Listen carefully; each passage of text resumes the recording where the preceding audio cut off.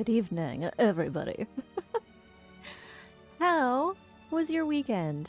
Hello, welcome to Lord of the Rings, Fellowship of the Ring Book Club. Hello, it is I, creature of Maple, with my cat, Kaylee. So, I don't know why. I can usually play music in the background just fine, but today, for whatever reason, it's dropping all my frames. Hello, Jeff is Wolf. Welcome. Hello, L Government. Hello, Christopher Faithius. Hello, Giant Daywalker. Hello, Piggy McBacon. Hello, Black Rose. And hello, Jonathan B. Nice. How the heck are all of you? My hair is so pretty. Oh, thank you. I tried a new method of styling. The scarf. Yes, it is. It is the map, but in scarf form.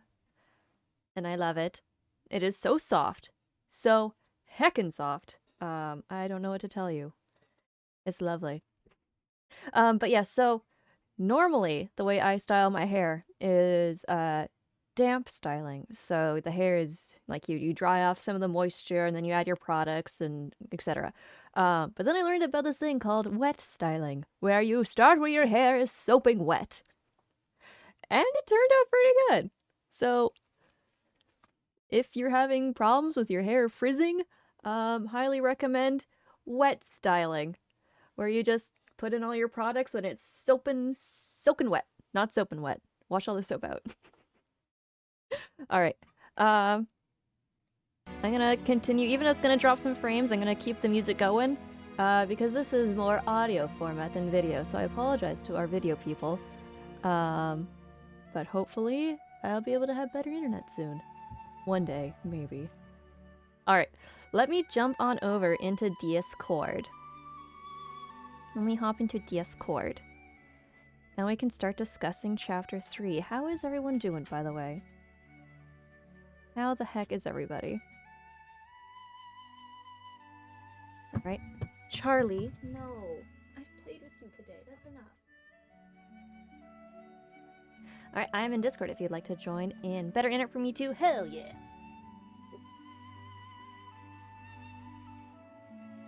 Chilling like a villain? Heck yeah, Jeff is Lord Wolf. By the way, I appreciate the follow from last night. Thank you so much. Super appreciate it. Let me just do this thing. Here we go. Now you can see the scenery. Oh, thank you, Stuff the Pigeon. That is a wonderful username. I love it a lot. How are you today, Stuff the Pigeon?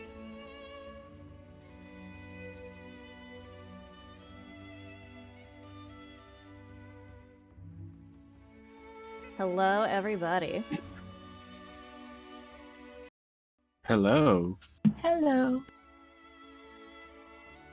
How were your guys's? How was your week?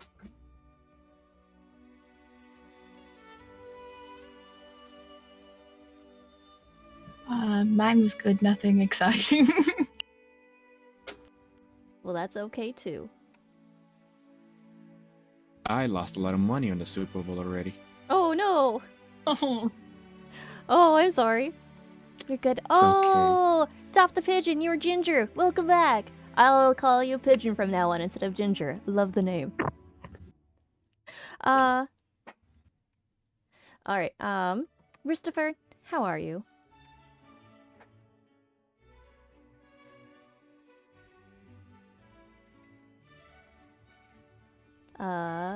If you said something, I did not catch that.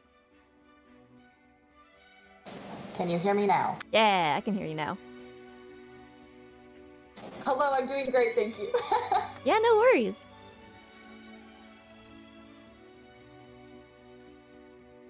Alright. So, Chapter 3. Oh, right, I guess before I do that, I want to just say, everybody, thank you so much for the over 500 followers. This is amazing. Just want to let you guys know that we're going to be doing a charity live stream next Saturday, 24 hours. Gonna be me, gonna be you, gonna be 24 hours.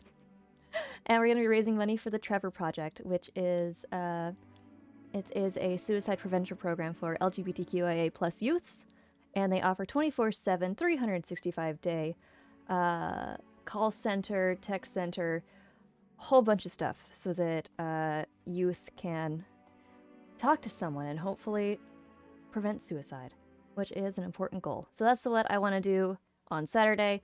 Whole bunch of these amazing people. I believe everybody here has said that they would like to participate in some way. So I'm getting a schedule together, and we're going to play a whole bunch of wacky games and have fun.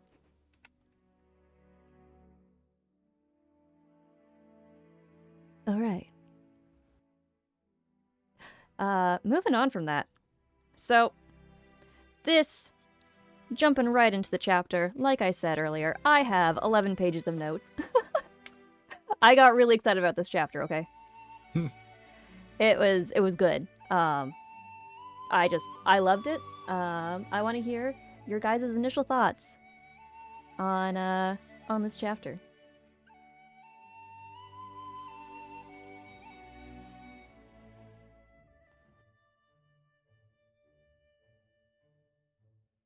Ladies first, of course. Owl, Christopher, either of you want to go first? If you don't, whoever wants to go first, yeah. I guess I'll go. Yeah, it was definitely a very good chapter, and I just really loved Sam and Frodo in this chapter, and just Yes. all the like many little things about the two of them in this chapter. heckin' agree. Oh, and sorry, Pigeon. I'm thinking of starting at about 11 a.m. on Saturday. That's Pacific time, and then a whole 24 hours from there. All right, yeah. This chapter, heck, it was great. Would you guys like me to go first so that you can get your thoughts in order? And by the way, anybody who is in chat, you are more than welcome to join the Discord and hop in on the call if you read this chapter. Would love to have you. Would love to discuss what's going on in your head. Yeah, Maple, if you want to go first. All right. So I'll just start with my initial thoughts. And the reason why I took literally 11 pages of notes is it's finally starting to become Lord of the Rings. We're finally out of the POV of just the Shire. We're finally getting a POV character that is Frodo. We're finally getting into it. Bilbo has been gone for a while. Frodo is finally becoming our protagonist. And not only that, the previous two chapters were great, do not get me wrong, loved them, but they were very much so transitional chapters for me. They were going from The Hobbit to Lord of the Rings. They were going from Bilbo to Frodo. We're finally starting into the main theme of Lord of the Rings, and that is there's a bunch of walking to do. And we finally started our walk.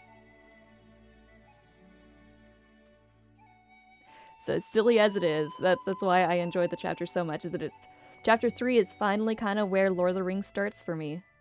We finally get hints of actual danger, actual capital E enemy. We see them for the first time. So yeah, that's why I took 11 whole pages of notes on this chapter and why I was so heckin' excited. Yeah, I think that's a really good point. This chapter is really where it starts. Before this, it's a lot of just kind of introducing the main characters that are going to be in the story and kind of setting up the world a little bit again. Yeah, I would have to agree. I also really appreciated. I felt like there were a lot of parallels between Frodo and Bilbo, kind of Oh, yeah. called out in this one, which I'm sure we're gonna talk about with your 11 pages. I love that so much. But I just really loved that they kept kind of like this. This chapter seemed to be very much about like these two are very similar, but this is going to be very different. Yep. Jonathan, what are your thoughts? You can also say pass if you don't want to. Oh, well, I have some thoughts. Yes. This was like the first chapter where we get to meet the elves. We get to meet we don't know their name yet, but the mysterious Dark Riders.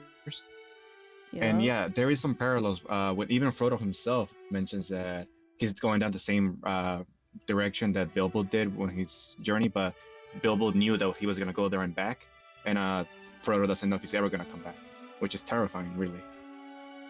Oh yeah, I want to get into this whole thing, but before we do that, I want to start off with what our favorite passages were.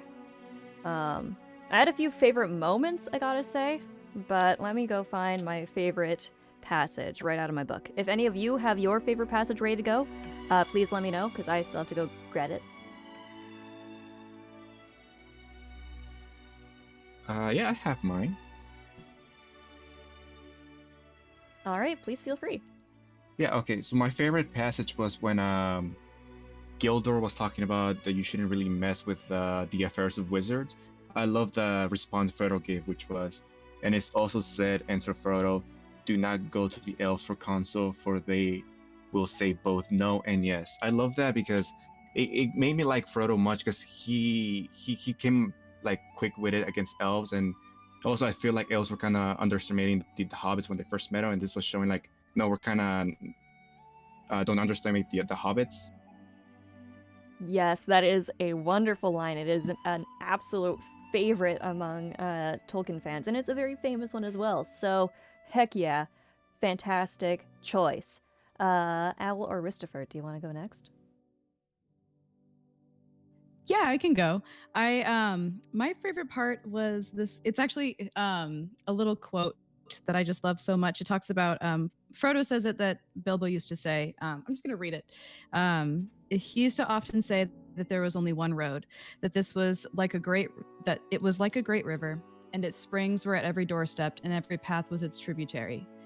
Dangerous business, Frodo, going out your door, he used to say. You step onto the road, and if you don't keep your feet, there's no knowing where you might be swept off to. Absolutely beautiful. Every chapter there's so many famous lines, and there is another example of that.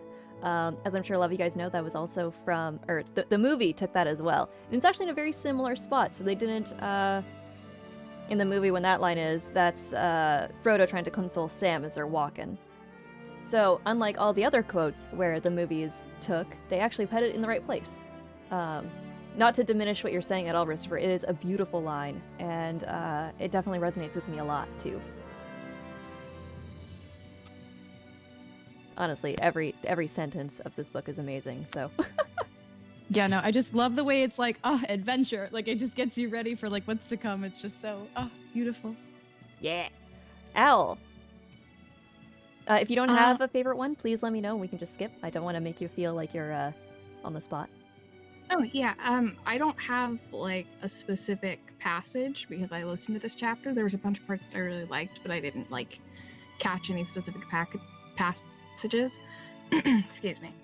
But there was one part that I just really liked. It just made me laugh of when they're first beginning to talk with the elves, and Frodo just drops the high elven speech on them. It just made me laugh.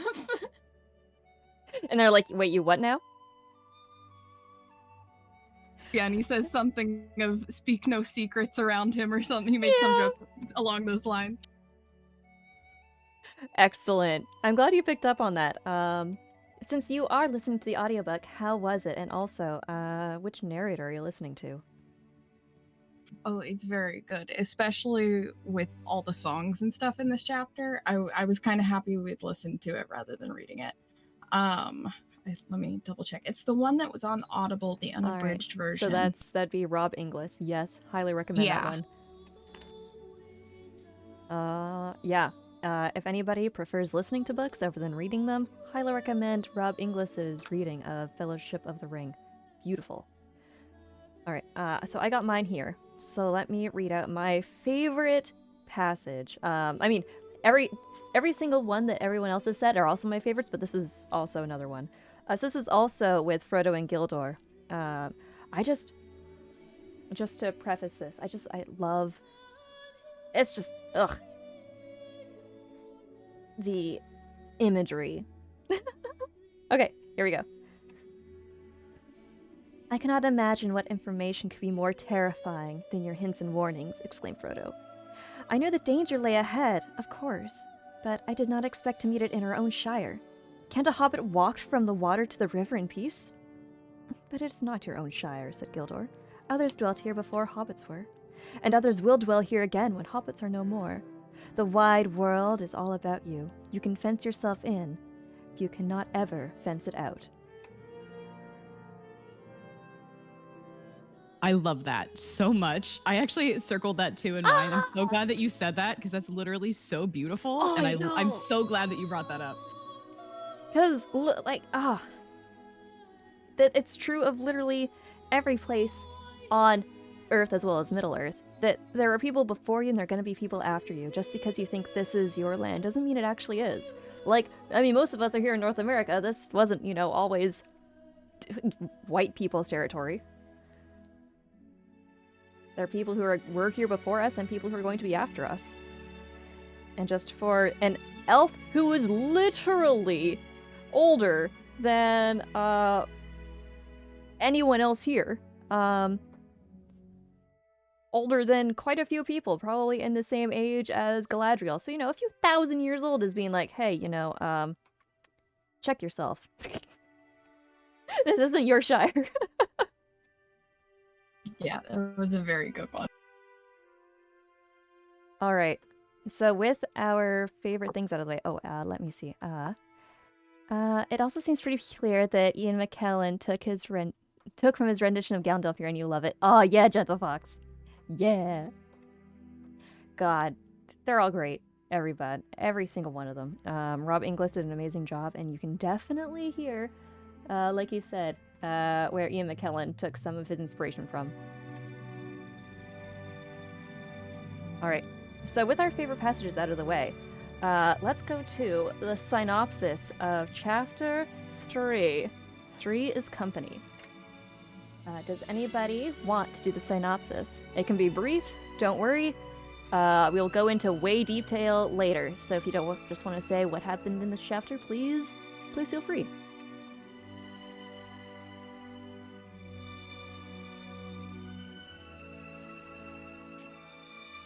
Do I have to call on one of you to do it? I'm going to volunteer Jonathan because the first time we did this, he volunteered me. All right, Jonathan, let's hear the synopsis. Okay. So, what happened was, Gandalf is back with Baggins, and he's telling, he's speaking with Frodo that, hey, I think you shouldn't disappear like vanish, but you should start planning on leaving.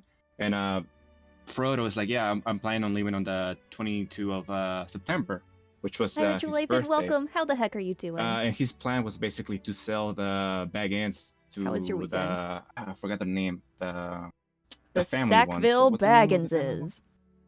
The Sackville Baggins? Something Yes, like the Sackville Bagginses.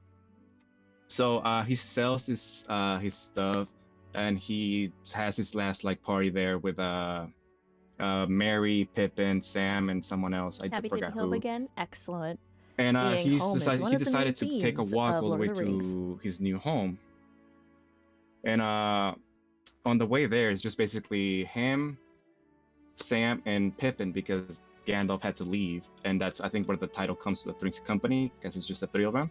And on their way, they meet the Dark Rider, they meet the elves, they talk to the elves briefly, they give him some advice, and pretty much that's I think what happens.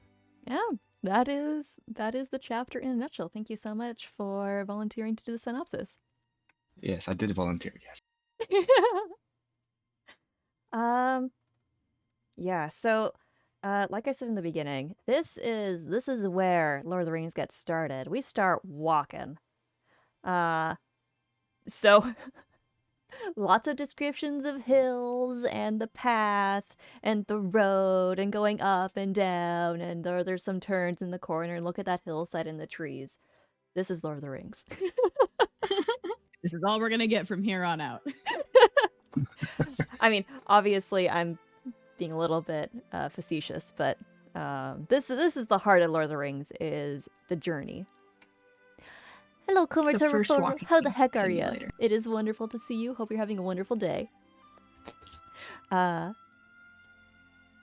right.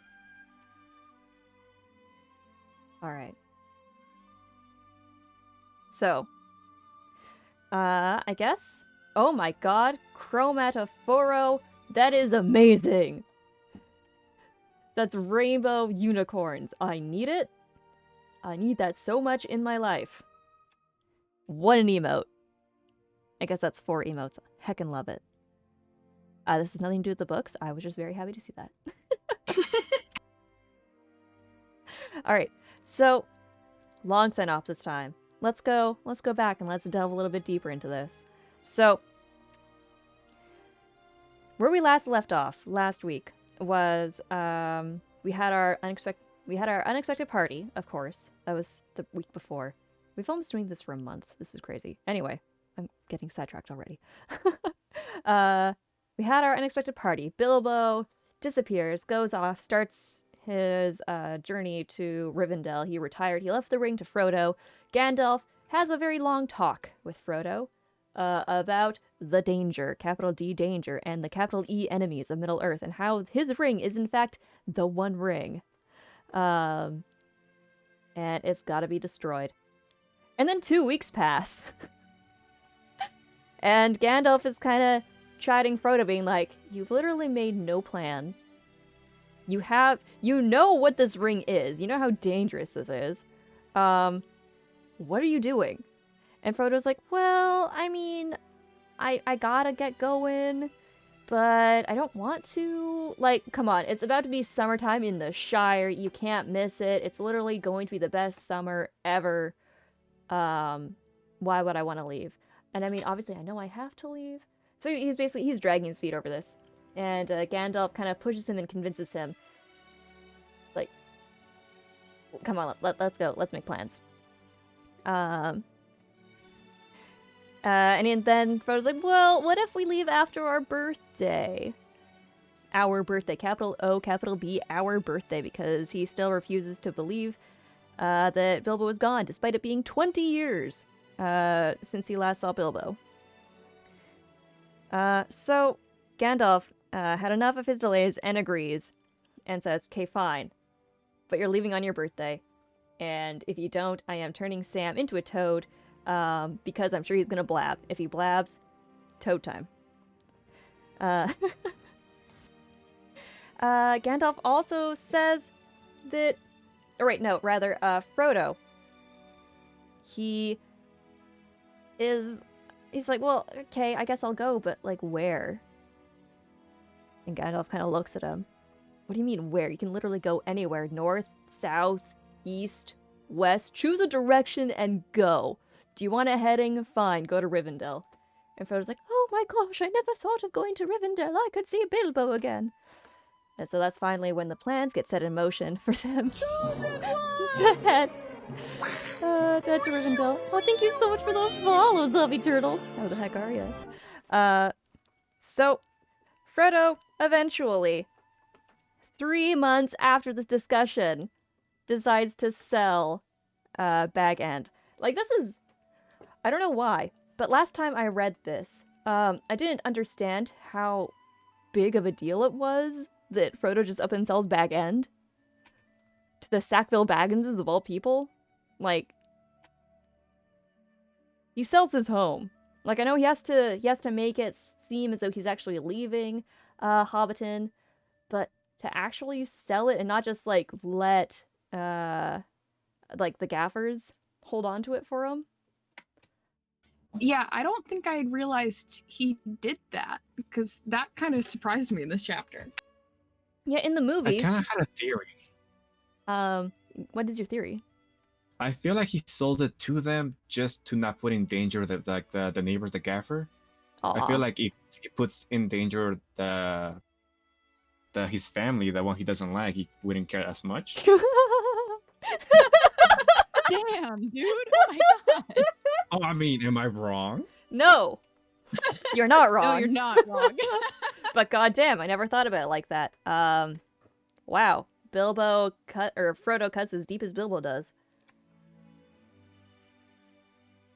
But yeah, so literally sells his home. And something interesting that I was reading about this chapter was, let me pull up my notes here. I've got actual physical notes, and then I've got also other notes. Here are my other notes. All right, so let's see. Is that I wrote down? Oh yeah, this whole chapter is Frodo running away from people who want to hurt him for selling his home, because how dare he interrupt real estate. He sold his home for a very, very very low price to the Sackville Baggins of all people. Hello, Baku. How the heck are you doing? How was your cooking stream earlier today? All right. So, fine. We move on. Home is sold. It's around this time that Gandalf suddenly starts getting kind of anxious. Does anyone have any ideas about what he might be anxious about? For those of you who know / have read ahead, maybe just hold off. I'm not sure if we have anybody here who doesn't know why he's anxious, but do you have any theories? Unless literally all of you know, in which case we can just say so and move on. Yeah, I'm pretty sure I did. I know what's going on. All right, we all know what's going on. I'm not going to spoil it for people in chat who might not know yet, but things are happening, and Gandalf has heard some things that make him incredibly anxious for one, and saying that he's been idle for far too long. And he basically tells Frodo, I need to dip, but I promise I'll be back in time for your birthday so we can, go to Rivendell. Hi, cat. Hi, baby. That's not what he says. That's my cat.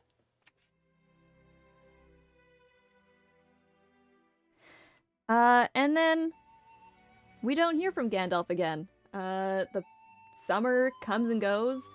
The birthday is fast approaching. Frodo hasn't seen or heard from Gandalf in months. And he's starting to get worried. Hi, cat. Hi, Kaylee. Yes, I know. She must climb inside your hair. Yes, she must. Ow. Let's see here. Where did my page go, cat? What'd you do with it? She threw one of my pages on the floor. No, I don't have it. Where'd it go?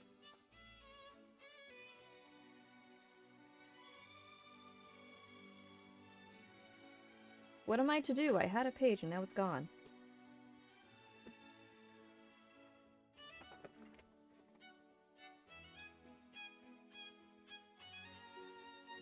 Well, who needed that page anyway? Let's see, where am I?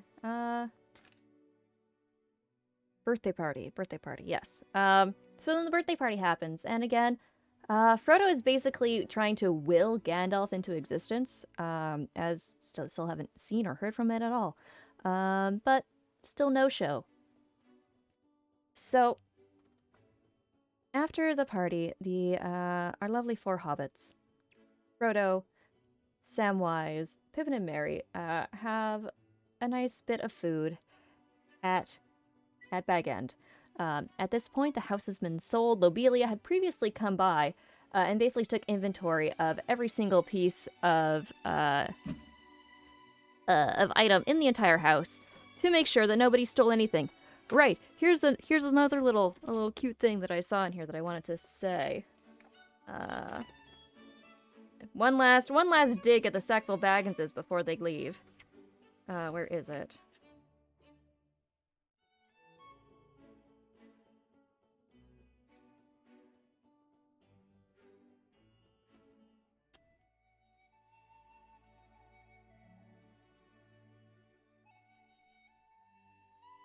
Oh yes, here it is.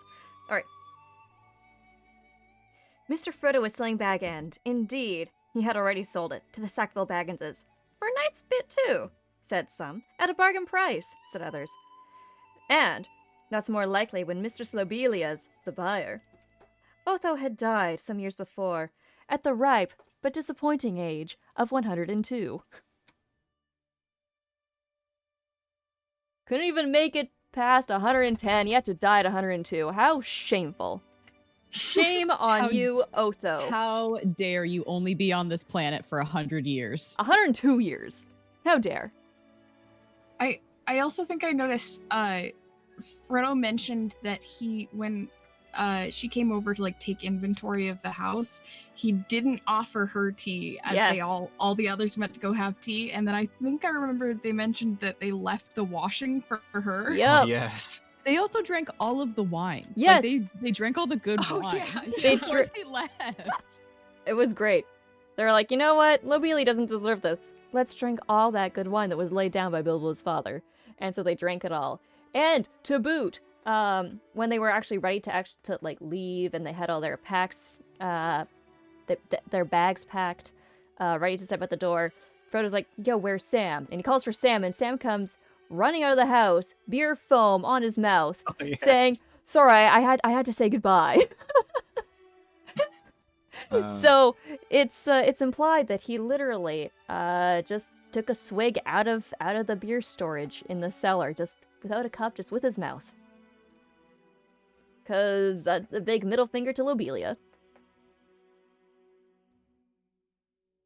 Before that happens, though, we also learn that Mary and Folger, also known as Fatty, take a horse and cart with the rest of the big things, and they go on ahead to Crick Hollow, where Frodo's new house is. Which, by the way, Mary literally went and bought Frodo a new house. At this point, Mary and Pippin, nobody but Sam and Frodo know what's actually going on. Mary and Pippin literally actually think that Frodo, this crazy hobbit, had too much with Hobbiton, and just wanted to nope out and go live in Buckland, because that's where he grew up. And his friends are going along with it.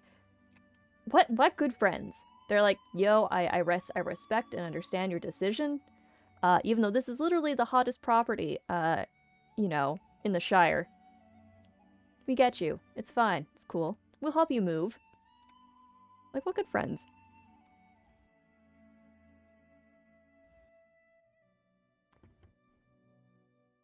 So, they go on ahead. And at this point, a scary voice is heard. This voice is asking Gaffer Gamgee where Frodo is. Gaffer Gamgee thinks that they'd already gone. And he tells this raspy, mysterious voice, Smithereen, thank you for the 1,000 biddies. He does not say this. Yeah, I was gonna say, that's not my text. I think you got a weird version. I'm reading an updated version, okay? He says,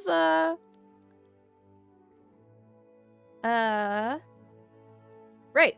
Gaffer's like, no. He's already gone. He left previously, so sorry. No longer here in Hobbiton. He now lives in down by Crick Hollow. And Gaffer literally stands up to this guy. So I know, this is basically a Nazgul asking where Frodo is, and Gaffer goes toe to toe with him and is like, no. Don't use that tone with me. He's not here. What can I tell you? You're too late. This gardener is standing up to a Nazgul. He has no idea the kind of danger that he's in either. He's just like, no, I won't tell you where he's going. He's going around that direction, but don't bother me. Yeah, it's none of our business. Isn't he blind or almost blind? I mean, that's what Sam says later, that, oh, well, maybe it's just because, he's basically almost blind and kind of old. But, come on. Nazgul literally, exude an aura that makes people afraid. And Gaffer's like, nah. Nah, you don't scare me. So I'm wondering, can the Nazgul, turn their aura on and off? Right now, I really need directions. Let me just turn my fear aura off so I can ask for some directions for where this, what's this, Frodo Baggins. But didn't Frodo get a weird feeling that he hoped they weren't going to come over the hill and he wasn't sure why? So he felt the aura. Yeah, exactly. So I think this dude's just that's crazy brave and he doesn't care. It does say, here it says, he heard the Gaffer's answers, which were rather shrill. The old man seemed put out. So maybe he was just like, this guy's weird, but you just tried to sound better than absolutely terrified? Who knows? Regardless, in any sense, I think Gaffer is the only person that we know of to speak face-to-face with a Nazgul and live. Hi, okay, Pinata. How the heck are you? Thank you. True. Well, Maybe they should bring him along. Right? yeah, forget Sam. No, not Sam. Poor Sam. Just saying, if you're gonna take one of the two of them, if we're replacing Why does it have one, to be one of the two? I don't know. Because why would you take both? Why the do you need four of two gardeners? Why do you need? Yeah. I love you guys. This is so much fun. All right. All right. So it's late at night. All three of these hobbits have had copious amounts of alcohol, and they start on their walk. And Frodo is like, "Man, I'm glad I decided to do this. This is my practice for when we have to walk for real." Which, Frodo, you've had an entire summer to get yourself in shape, I was thinking that and same you thing. start now. When you know there is literal danger with you and your friends, then now you're suddenly realizing, huh, I'm kind of out of shape. Huh. Well, at least this is good practice. And I know that he had plans to actually stay in Buckland for a while and not immediately just go to Rivendell, but still, like, I mean, come on. Come on. He could have started going on little walks at Right. least. Alright, and now is the time in the chapter where we start walking. And they walk for a bit, and then they decide to camp. And then, important bit, the fox thing. You may have noticed, if you had read both Lord of the Rings and The Hobbit, that this feels very tonally different. Suddenly, there is a fox that suddenly has its own thoughts. Let me get to exactly what it is. Yes, that was very weird for me. I also highlighted that. I'm so glad we're talking about. If you have it highlighted right now, if you want to read it, please feel free. I'm currently trying to find it in my book. Yeah, I got you. Do you want me to just read what the fox Yeah. says? Yeah. Just like read that the whole thing with the fox. Yeah, I got you. Okay. A few creatures came and looked at them when the fire had died away. A fox passing through the wood on business of his own stopped several minutes and sniffed. Hobbits, he thought. Well, what's next? I have heard of strange doings in this land, but I have seldom heard of a hobbit sleeping out of doors under a tree. 3 of them. There's something mighty queer behind this. He was right, but he never found out any more about it. So, real heckin' queer. Wait, what does the fox say? Oh, no. Oh, 2010s. How I miss you. Anyway, so a lot of people think that this is really, like, this sentence right here is the transitional point between The Hobbit and The Lord of the Rings. That this sentence right here shows us a beast, a fox, and their perspective. This happened a few times before in The Hobbit, but mostly because, you know, it's more childish. The focal point doesn't necessarily have to center around Bilbo and his story. But people think this is where Tolkien really shifted the tone of his books.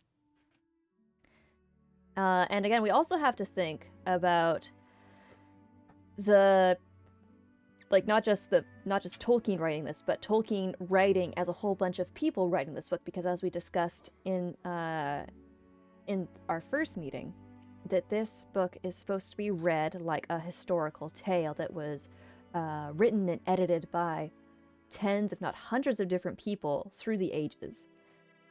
So we have to think of this kind of time shift between the narration of The Hobbit and the narration of the Lord of the Rings, the Fellowship of the Ring. And it's been said that this is where that happens. This is the exact moment that that the dialogue, that the way things are structured and everything, it just shifts completely. We are no longer in The Hobbit. We're now in The Lord of the Rings.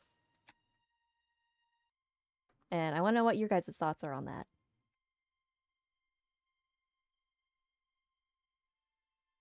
I think that's a really good point. It's been a really long time since I've read The Hobbit, so I don't remember all that well, like, just how it's written there. But with the way you describe that, I think that makes a lot of sense, and that's a really good point of that being kind of a tonal shift in the series. Or in this story, I guess. I do remember not liking The Hobbit that much because I felt very geared towards children, and I might first read it when I was already an adult. That's why when I first started reading Lord of the Rings, I enjoyed it so much more. Well, The Hobbit was actually written, like Tolkien wrote The Hobbit for his children. And then as his children grew up, they kept wanting to know more, so he wrote The Lord of the Rings for them. If that answers any of your curiosities as to why the two are so tonally different. Yes. Yeah, I'm glad you're enjoying Lord of the Rings now, though. The Hobbit is definitely really enjoyed if you put yourself in the mind of a child, or if you're reading it out loud to a child.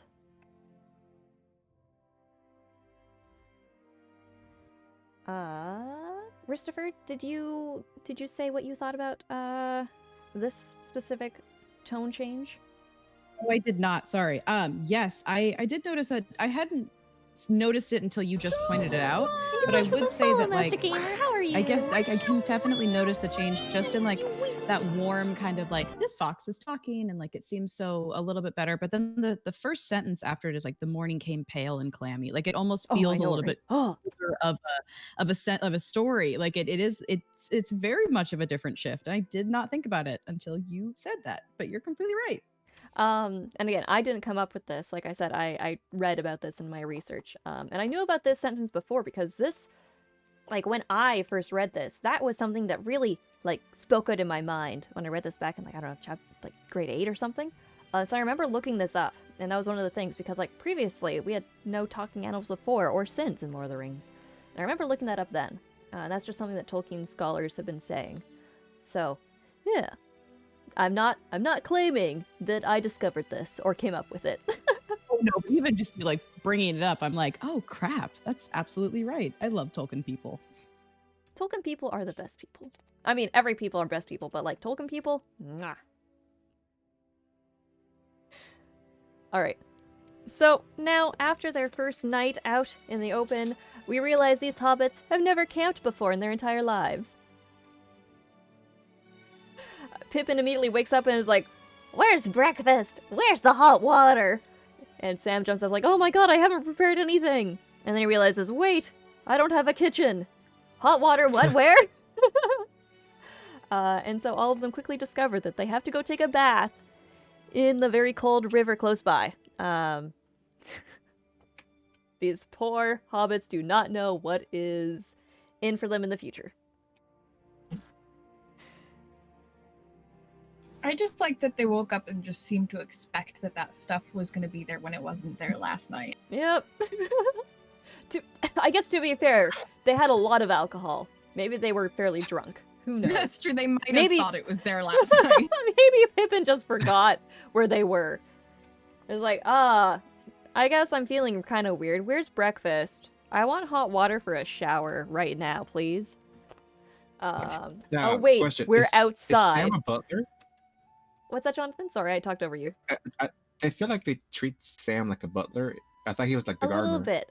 Well, not just that, but Pippin actually yells at both Sam and Frodo. He like Pippin goes and tells Sam to go make breakfast, and then goes and tells Frodo to go get hot water. So this little Pippin boy, our little Pip, he lives a life of luxury apparently. It's also worth noting that he is the youngest of all the hobbits. Frodo is 50 years old right now. And Sam is also at a similar age. Pippin is the youngest of all of them. How much younger is he? I think... I'm honestly not sure. I wish I could tell you. I honestly don't know. I can actually look that up right now. Let me go to the Google, because I know he's Here, younger. I can look it up while you... Okay, sure. Guys, keep going. Alright, so Pippin does that because he's a young hobbit, out of his depth in camping outside for the first time in his entire life. Let's see, where am I in my notes? Alright, And now it's basically noon. And they just finally get started on their second day of walking. Not even second day, they just started the night before. And it's already basically noon. The sun is high in the sky before they finally get started on walking. And again, Frodo knows about the capital E enemy and the capital D danger. And that Gandalf is still nowhere nearby. He's just like, oh, we're just gonna have a nice mosey on over. And this is where we get our first song of the chapter. I would play it for you guys, but we already listened to it last week. There is one very, very important difference, however, in this recitation than the last one. Could anyone tell me what that difference is?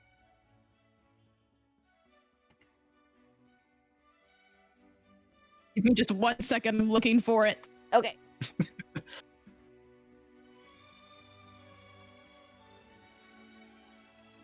Also, I found that it says Pippin is 29. Oh Yeah, my it looks god, like he he's is a 29, baby. So 20 years younger. He is a Still in his baby. teens.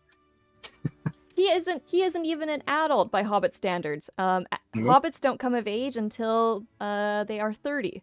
So he's just a little teen boy. He's literally a tween, is what they call them. A tween. Yeah. Aw, Pippin, you baby boy. It makes so much sense. Right? Aw, poor... Aw. Yeah, that puts his character into a bit more perspective. Yes. Like this actual... Basically, so, I guess in adult years, if you turn an adult when you're 30 in Hobbit years, plus 20 years... So... I'll say this is basically Frodo is probably around a 30 to 40-year-old right now in human terms. So 30, 40. That would make Pippin like literally like a 17-year-old boy. So just keep that in your mind, I guess, from now on. That Pippin is a wee young lad. He's the youth. Inconceivable!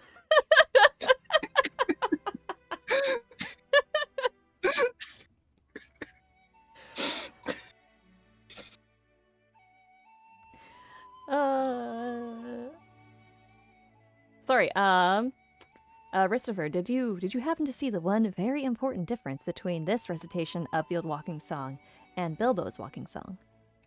I did. It's one word. Hell yeah! In the 5th line, it's pursuing it with weary feet instead of eager feet. Hell yeah! Do you want to tell us why that's important? Sure. Or you can also make me tell it, because I can definitely do that. You found it. I will reward you. I found it. Thank you, but I can guess at the idea that Please. Bilbo was really I guess he wasn't excited to go on his journey, but he definitely kind of chose it for himself. He chose to sign the contract and chase after the dwarves and go on it. And Frodo's more is kind of like, okay, well, I've got to do this or some bad stuff's going to happen and bad stuff's probably going to follow me. So it's not as like exciting of a journey, ? I hate to interrupt you. We just got a 20-person raid from Les Vistage. So we're just going to put a pin in that. We're going to go right back to that as soon as I thank everybody. Welcome, Raiders. Hello, how are you doing? How was Dyson Sphere program? Welcome, everybody. Hello. I am Maple Creature. We're currently doing a Lord of the Rings book club. If you have read Lord of the Rings, Fellowship of the Ring, and would like to come discuss Chapter 3, the Three's a Company, please come feel free to jump on in Discord with us. We're currently discussing it right now. We're barely scratched the surface of Chapter 3, so if you want to come hop on into Discord, please feel free. We're going to be doing a 24-hour stream next week on Saturday at 11 a.m. We're going to be raising money for the Trevor Project, which is a suicide prevention program for LGBTQIA plus youth in celebration of reaching 500 followers at the time that I decided to do this, but now we're already at 570 followers, so I want to die. You're all amazing. Thank you so much, everybody. I heckin' appreciate you, and I hope to see you next week for a 24-hour stream, and I also hope that you enjoy our discussion. Cat! Of Lord of the Rings. Yay! And also shout out for Les Vistage. Please check him out if you haven't already. He is wonderful and amazing. And my cat just decided to jump up right on my lap.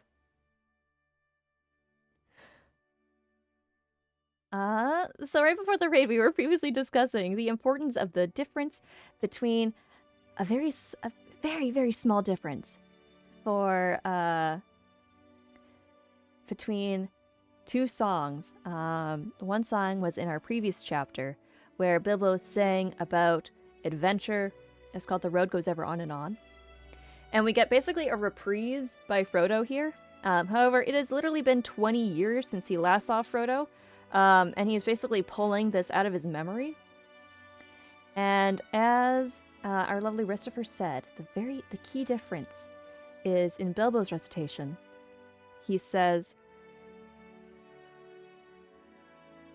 I don't want to misspell it, or missay it. Misspell, yes. Pursuing it with eager feet until it joins a larger way, where many paths and errands meet, and whither then I cannot say. The key word here is Bilbo says eager feet when he starts his journey. He wants to go on adventure. He is excited. There and back again. He knows exactly what he's doing, where he's going, what he's going to do, and how he's going to get back. There's never a question in his mind. Frodo sings this song instead with weary feet. His journey hasn't even begun yet, and he is already tired. And that is the important character differentiation between Bilbo and Frodo. Bilbo was swept up in this adventure, and Frodo is being forced on it. He didn't choose to do this. He didn't choose to have the ring. It was given to him. He was tasked with going to Rivendell with the ring. He never wanted this per se. To be fair, you could say that of Bilbo, but Bilbo still had a choice in the matter. Frodo really doesn't have much of a choice.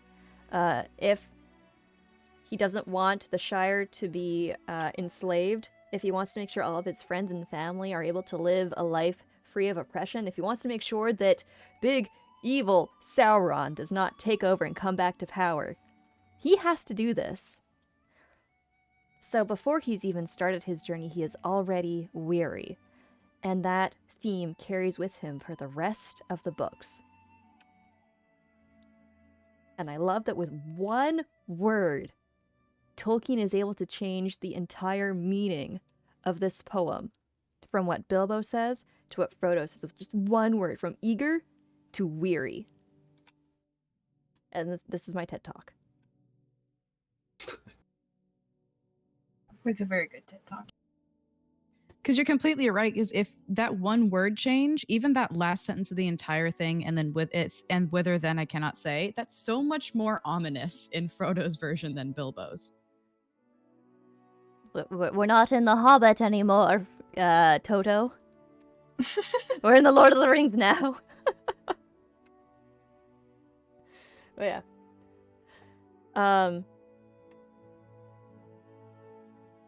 It's been one of the biggest things in my mind in this entire book. I've always loved the music of Lord of the Rings and all of the poems and such, and so this is something that I've known about for so long, and I love thinking about it. And when I finally get to reread it and come across it in plain text, man, I wrote so many notes about this.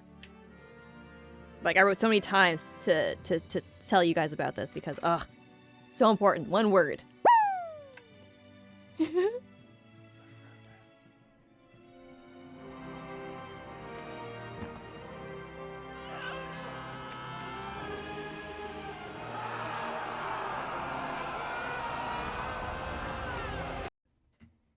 Thank you, Pandemanium, for redeeming for Frodo.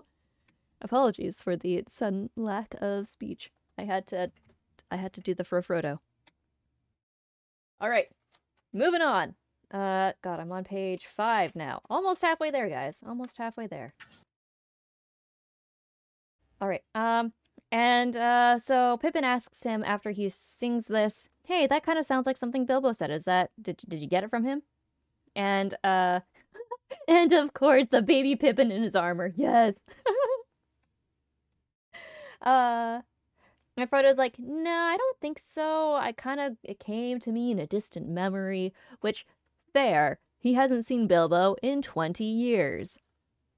We saw it last chapter, but for him, it's not as plagiaristic, I guess. Because literally, for him, he hasn't seen his uncle in 20 years. And then we get the most famous of quotes. Let me go get it so I can just read it as is. Oh, that sounds a bit it sounds like a bit of old Bilbo's rhyming, said Pippin. Oh wait, let me get my music going again, sorry. Pippin is younger than Frodo. Was the last time you saw Bilbo? Aw, owl! You can... Sorry, I wasn't transmitting in Discord. Pippin is just younger than Frodo. When was the last time Or Pippin is just younger than Frodo was the last time he saw Bilbo. You can say that out loud, Owl. You don't have to just type it in chat. I didn't want to interrupt you. It seemed like you were starting in on something else. And No by that worries. point, I already had it typed out, so... Aw. That is heckin' adorable. Thank you so much for sharing. I never thought of that, actually. That is completely true. Alright. Here, let me, do the very, very, well-known reading of this bit.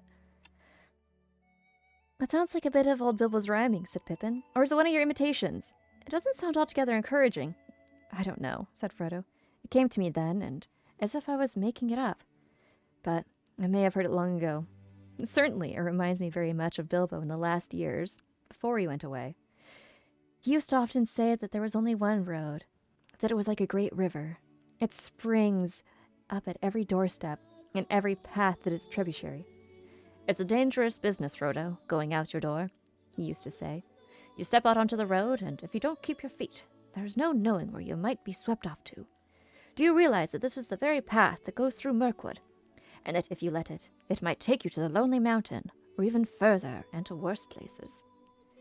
He used to say that on the path outside the front door at Bag End, especially after he had been out for a long walk. Well, the road won't sweep me up anywhere for an hour at least, said Pippin, unslinging his pack. And the others followed his example, putting their packs up against the bank and their legs out onto the road. After a rest, they had a good lunch, and then more rest. God, I love hobbits. Hi, Liz. Welcome. How are you doing?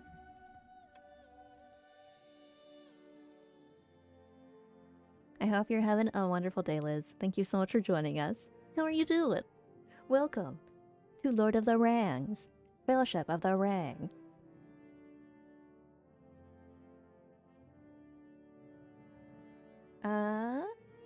Alright. So, after they have more food and more stops, like, I don't know about you guys, but at this point, are you guys feeling like any like mounting pressure in the way the story's being told? Like, these hobbits keep resting, but we're being reminded about ominousness, enemies. Like, these hobbits keep taking breaks and keep sitting and eating. Oh yeah, Oh, and yeah. it seems like every time they do is you're then reminded of something ominous that's like just behind them. And in fact, as soon as they get going again, Frodo is basically like, huh, I hear hoofbeats. That's weird. And he gets a sinking sensation in his stomach. And he just thinks he's feeling silly. He's like, I'm just overreacting. It's probably just, what if it's Gandalf coming down the road? Because that's probably what's going to happen. But thankfully, he listens to his gut, and he jumps out into the ditch just in time to see a black horse. Not a pony. A full-on horse.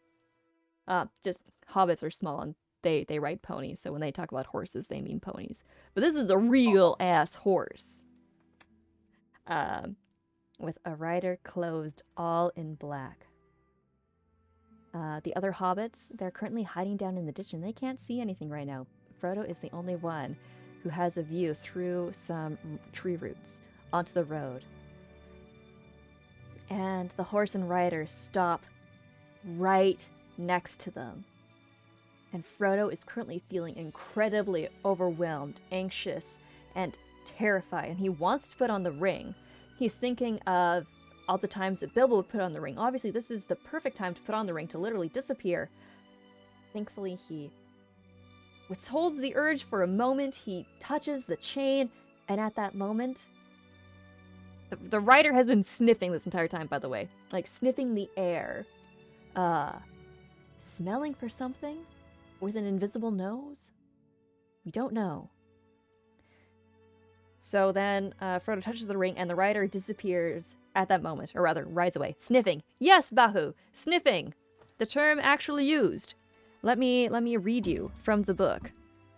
Round the corner came a black horse, no hobbit pony, but a full-size horse, and on it sat a large man, who seemed to crouch in the saddle, wrapped in a great black cloak and hood, so only his boots and the high stirrup showed below. His face was shadowed and invisible. When it reached the tree and was level with Frodo, the horse stopped. The riding figure came quite still, with its head bowed, as if listening. From inside the hood came a noise, as of someone sniffing to catch an elusive scent. The head turned from side to side of the road. A sudden unreasoning fear of discovery laid hold of Frodo, and he thought of his ring. He hardly dared to breathe, and yet the desire to get it out of his pocket became so strong, he began to slowly move his hand. He felt that he only had to slip it on, that he'd be safe. The advice of Gandalf seemed absurd. Bilbo had used the ring. And I'm still in the Shire, he thought, as his hand touched the chain upon which it hung. At that moment the rider sat up and shook the reins. The horse stepped forward, walking slowly at first, then breaking into a quick trot. Ba ba ba. So yeah. Pretty dangerous. And just imagining yourself in that situation, my god. Absolutely terrifying. I probably would not have been able to keep from putting on the ring. I don't know about you guys, but that sounds horrifying. Oh, same. I would have put it on as soon as I saw the guy. I would have been like, nope. Nope, I'm out of here. I'm still in the Shire. It's fine. It's safe.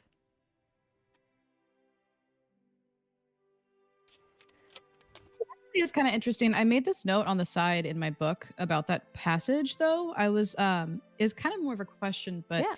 I didn't know whether or not this was like his rational thinking, or because obviously like the ring always wants to be found. Mhm. Was he like, oh, I'm safe in the Shire, I could do this, like this would be safe for me? Is that more the ring being like, yeah, put it on so it could be found, or is he just Yeah. being like fearful? You know what I mean? Well, that's a good point. I think it's both. I think it is definitely both. It's... I mean, like you said, the ring wants to be found. And not only that, we don't know this yet, but the Nazgul are literally calling out for the ring. And that mounting pressure puts on the ring bearer to put it on and to be found. So it's both ways. Also, one, what a horrible, terrifying situation. If only you could put on the ring and become invisible and not have to deal with that. But also, two, the ring literally wants to be found. So kind of it works into that fear. So to your question, yes. Do anybody else? Do you have any other thoughts or opinions? Do you guys think maybe it's one or the other? Do you have a different thought? Could it be a little bit of both? That's what I was thinking. Yeah, that's kind of hard.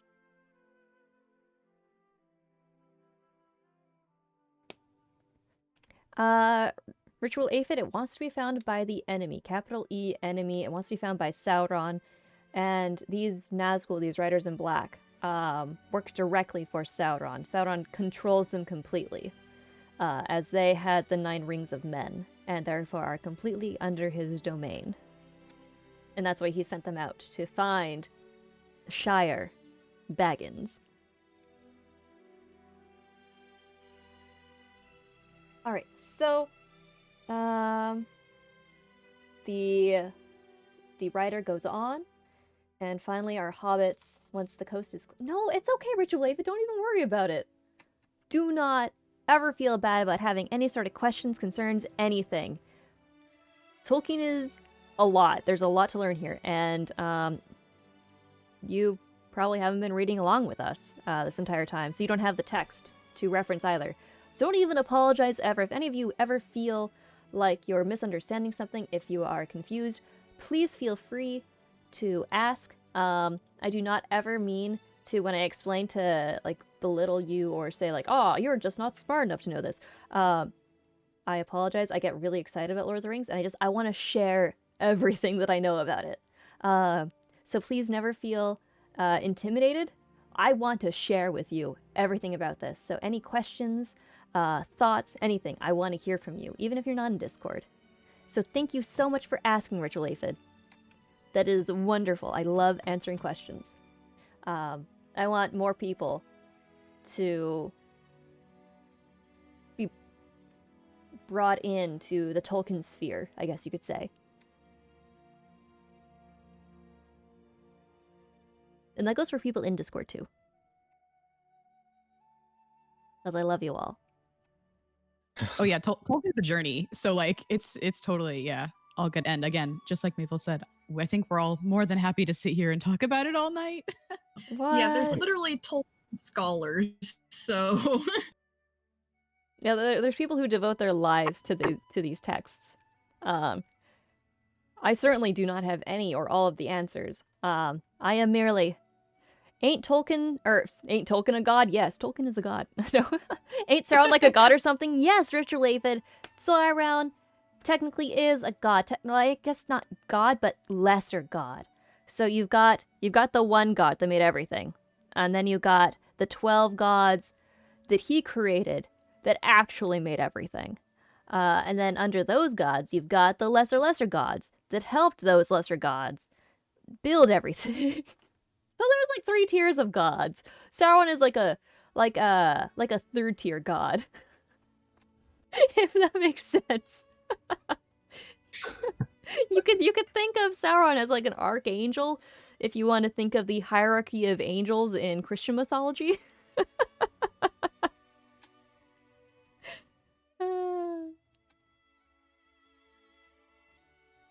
Never thought I'd say Sauron is a 3rd tier god, but here we are.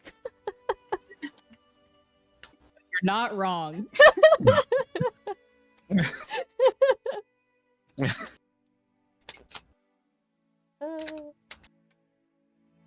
I'd sincerely apologize. Excuse me, the hierarchy of angels forbidden knowledge? Yes, it is. You are completely correct. I need to go to re-education camp. I need to quickly take a break. I've been drinking too many liquids. Discuss amongst yourselves. God, what homework do I send you? The homework. This is gonna be like quick 5-minute homework. Discuss your favorite song in this chapter and why. Jonathan, you're first. Oh, do I say it now or do I wait until she comes back? No, we're discussing while she's gone, I think. Oh, okay. Well, she's trying to make us take over while she's gone. I think my favorite song was the elf song. The one they're singing, and the one that Frodo kind of translates. No, yeah, Frodo translates it. The Snow White, oh Lady Clear. Yeah, I liked that one. I would just agree. because- That's also, yeah. I don't know who they are referring to. I don't know who the ones they're singing to. I don't know who they are. So a lot of you're gonna find this in a couple of the songs that we are gonna go into. They don't really explain it. The best you're gonna get with this song right here is the end. Frodo says, "The song ended. These are high elves. They spoke the name of Elbereth, I think is how you pronounce it." That's just gonna be like extra lore that you'll probably have to look into either the appendix at the back of the box, or at the back of the box, the appendices at the back of the book, I don't have. or oh well. I'll send them to you. Okay. Or that's kind of like, I think, out of book text. You just kind of Tolkien will only tell you what you kind of need to know. Like Frodo can recognize what kind of elves these are because of something that they said in there. You won't always get like the entire background of the song. Okay, so Frodo knew there were high elves because they were singing that song. What kind of other elves is there? Is there wood elves and what else? So yes, high elves. I mean, it's kind of it's again like one of those hierarchies of things. High elves typically tend to be like, um, they're not really like or they're not really like subsections. I guess it's just I don't know different kinds of elves. High elves tend to be like people like Galadriel. Elrond is a high elf. Arwen is a high elf. Celebrimborn is a high elf. I don't really know technically how to describe it. Oh yay, she's back. So I looked up Elbereth a little bit. Hello, I'm back. Okay, Uh-huh. go ahead. So it says just a really quick. Oh, and now it changed the page. Sorry, one second. Oh, you're fine. Okay, so just really quick, it says that Elbereth was the Sindarin name of the Val of Varda, Yes. and her Yep. name appears many times in Lord of the Rings, usually in a song or invocation. Yes. Varda Starkindler Elbereth Gilthoniel. All right. Thank you for keeping sure that there was still audio while I had to pee. If you guys need a break, please feel free to take one. If you do, let me know, and I can talk about my favorite song. I am actually going to right at this moment, but you guys can continue on without me if you want to. Nah. Can you play any of the audio from the audiobooks on stream? Like, could I play one of the songs from the now I'm forgetting the narrator's name. Rob Inglis? Yes. I don't have that capability right now, as I feel I'm not allowed to. There's rules and regulations about sharing the audiobook files. That's what I was wondering. Not allowed to do this on a public forum because yada yada Amazon. Yeah, I just couldn't remember if you could do like a small passage of it like that, or if it was just like no, nothing. And let's see. Ritual Aphid in chat said, didn't homie Tolkien make up a whole ass language for the books? And yes, as Daywalker said, actually, he started the languages first.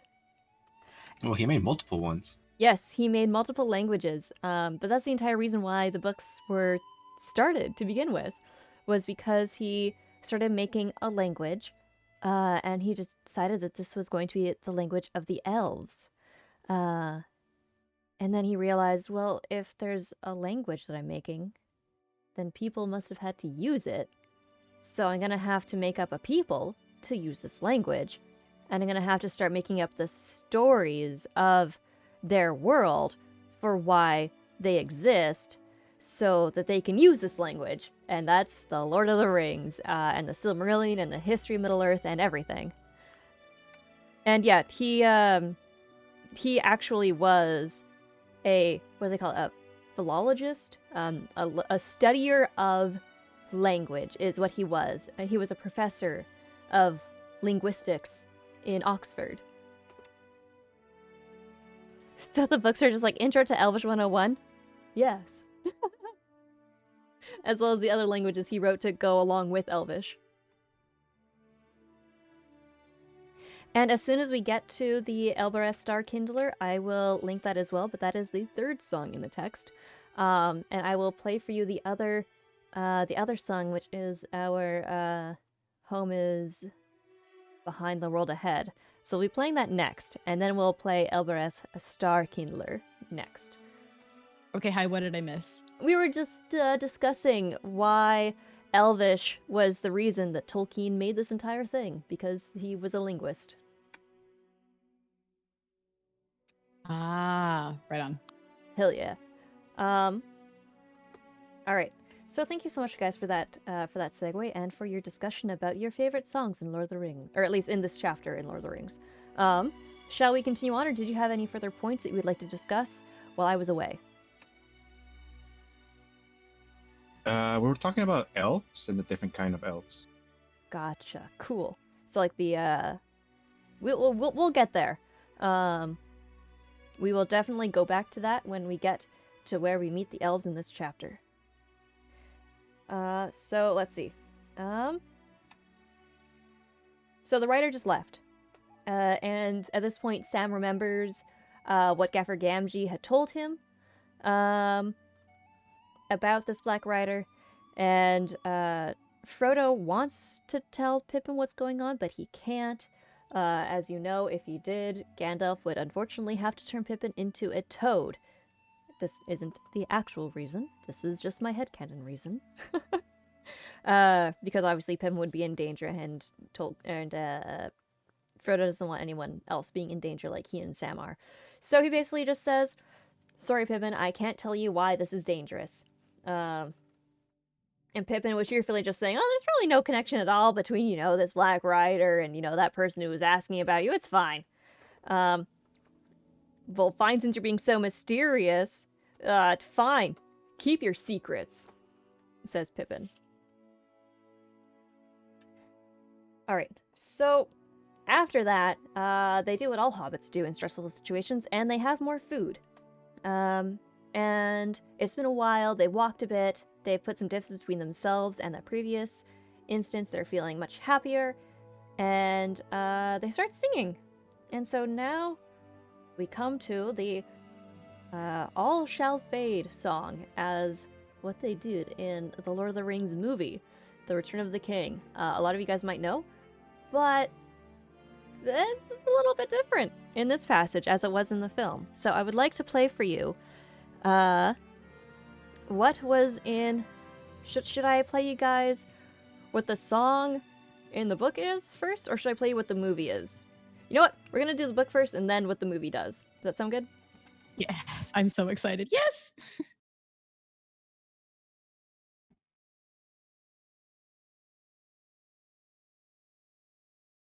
Alright, give me 1 second.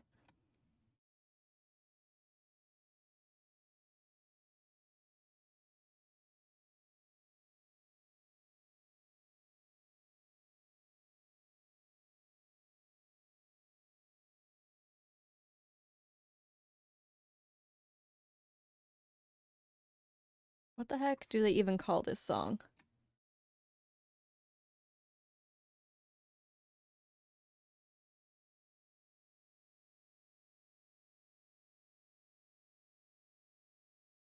Give me a second.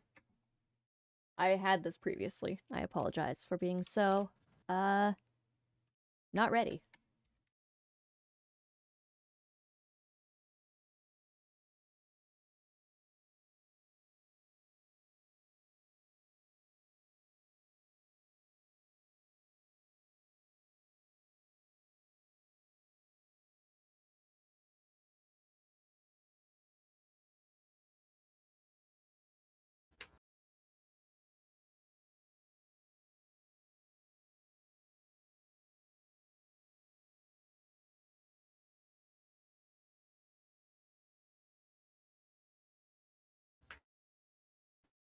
Still looking. 1 second. Ritual Avid, if you have it, you may. It is by the Tolkien Ensemble.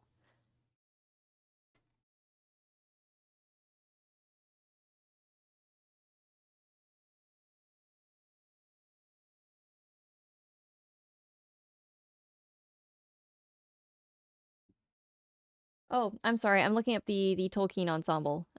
Sorry, Owl. I was trying to talk, but obviously you guys can't hear me. Let's see. Is this it?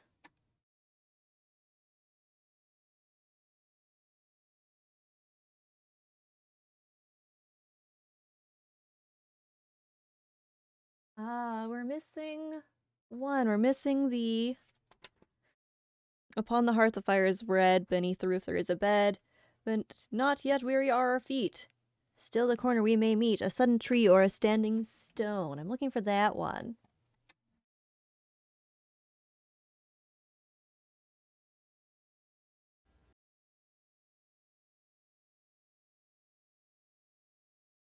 I know, thank you so much for trying. I appreciate that. Still looking for it. Oh my gosh, I'm so sorry. Yeah, I can't find that one either.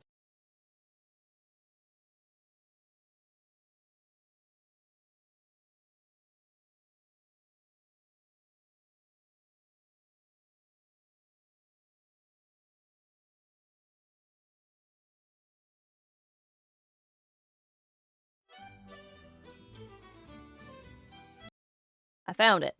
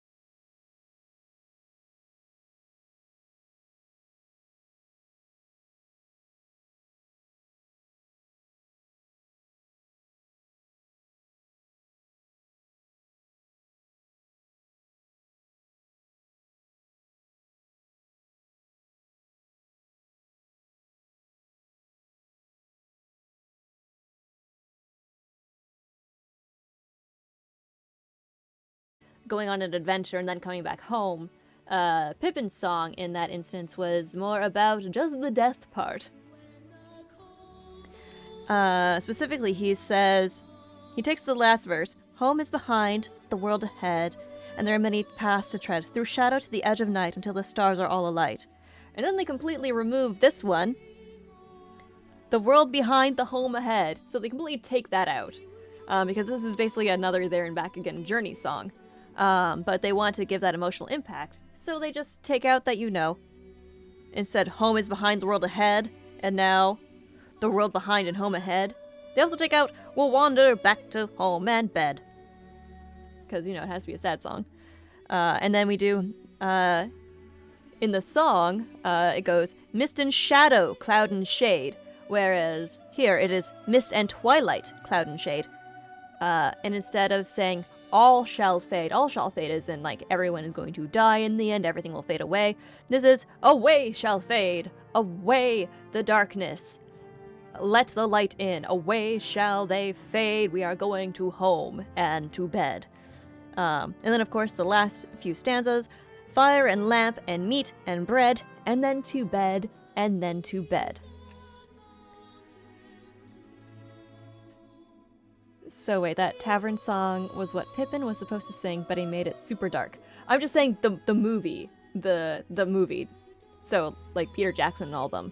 They took this beautiful song about going on an adventure, coming back home, and they turned it into a song about death.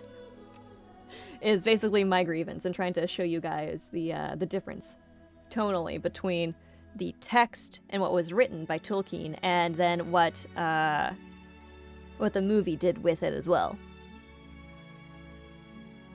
So, you lovely people in Discord, your thoughts? I also feel like by changing that, they kind of took out some of the cool, like, little bits of elven lore introduction that you get with that song. And that was just kind of removed by then turning it into, this sad song that Pippin sings. Yeah. Jonathan, Christopher, thoughts? You can also just say pass if you don't want to say anything. I kind of prefer the movie version better. I like the tone of it better. So what I'll say is, I think I love the movie version. Just first Oh, off, yeah. I love Billy. Yeah. I love It Billy is Boyd's voice. I think it's awesome. Absolutely I would agree wonderful. that they do really change Tolkien's lyrics here. What I actually kind of would have loved to see them do was I would have loved to have them use the entire song earlier in the movies, and then have him call back to it and change it to be this sad.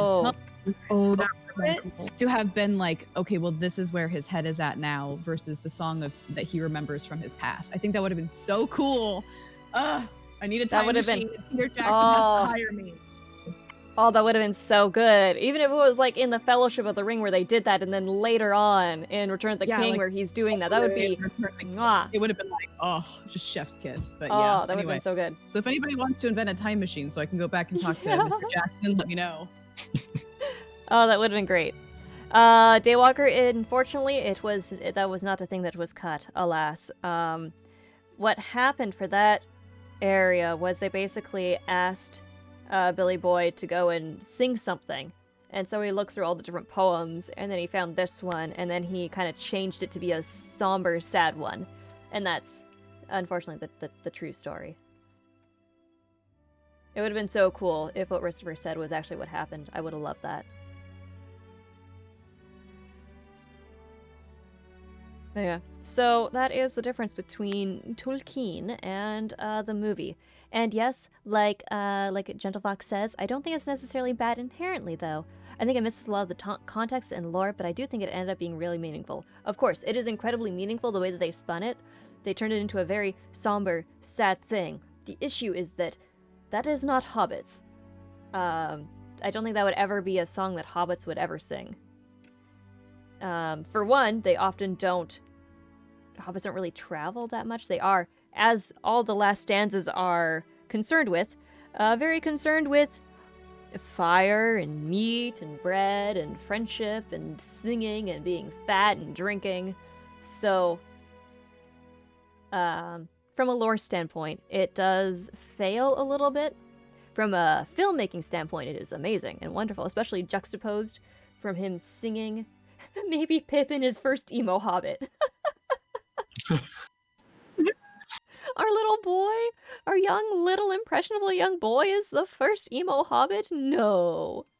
Say it's not Teenagers. so. Teenagers. That's tweenagers, thank you. Tweenagers. Give them an inch, they take a mile. Hey. All right. Thank you for Thank you for letting me make you listen to those songs. All right. Something else to add, which is slightly on the darker side. Ooh. So in poetry, there is often this metaphor of going home and going to sleep as a stand-in for going to one's final resting place and dying. So you could look at it as, we'll wander back to home and bed, as, I guess we'll die. If you want to look at poetically, I guess.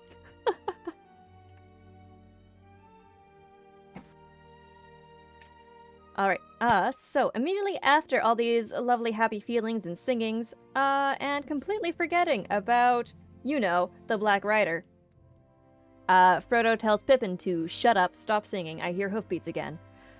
And instead of dilly-dallying this time and thinking, oh, maybe it's Gandalf, they immediately go and jump off into the ditches, trying to find good hiding spots. And this, oh my god, this description, honestly, creepy. Creepy as heck. Let me just read you what this is. Hush, said Frodo. I think I hear hoofs again. They stopped suddenly and stood as silent as tree shadows, listening. There was a sound of hoofs in the lane, some way behind, but coming slow and clear down the wind. Quickly and quietly they slipped off the path and ran into the deeper shade under the oak trees. Don't let us go too far, said Frodo. I don't want to be seen. But I want to see if it's another Black Rider. Very well, said Pippin. But don't forget the stiffing. The hoofs drew nearer. They had no time to find any hiding place better than the general darkness under the trees. Sam and Pippin crouched beneath a large tree bole, while Frodo crept back a few yards towards the lane. It showed gray and pale, a line of fading light through the wood. Above it, the stars were thick in the dim sky, but there was no moon. The sound of hoofs stopped. As Frodo watched, he saw something dark pass across the lighter space between the two trees, and then halt. It looked like a black shade of a horse, led by a smaller black shadow. The black shadow stood close to the point where he had left the path, and it swayed from side to side. Frodo thought he heard the sound of snuffling. The shadow bent to the ground and then began to crawl towards him.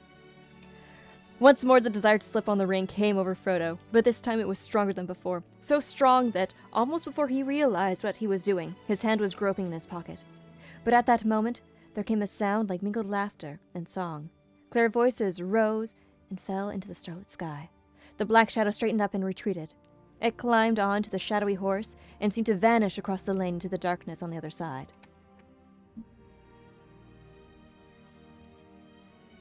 Just the image of a Nazgul crawling on all fours toward you. Yeah. Oh my god. How terrifying. Like, nightmare fuel. And they are saved by just elves having to be passing by. Bad joke warning. Emo pin be emo tin. What? Like, being emotion? I'm sorry. I'm not sure if I understand that, Gentle Fox. No, about the Nazgul crawling. Oh. Oh, how about no on the Nazgul crawling? Gotcha. Yeah. Yeah, how about no? Yeah, I'm not gonna lie. The first time I read this, I was super young, and I'm pretty positive that gave me like a nightmare. The first time I read, like I imagined that. In my notes, I don't know if you can see that, but crawling, I wrote in all big letters. Crawling! That description makes them seem even less human. Well, Are they human anymore? Are they, though? Were. Are they anymore, though? Alright. Well, this makes me appreciate the gaffer even more. Right? Yeah. To be fair, it wasn't crawling towards him. At that point, the Nazgul was asking for directions. So I'm assuming he turned his scary aura off so that he could, ask a hobbit for directions without it fainting.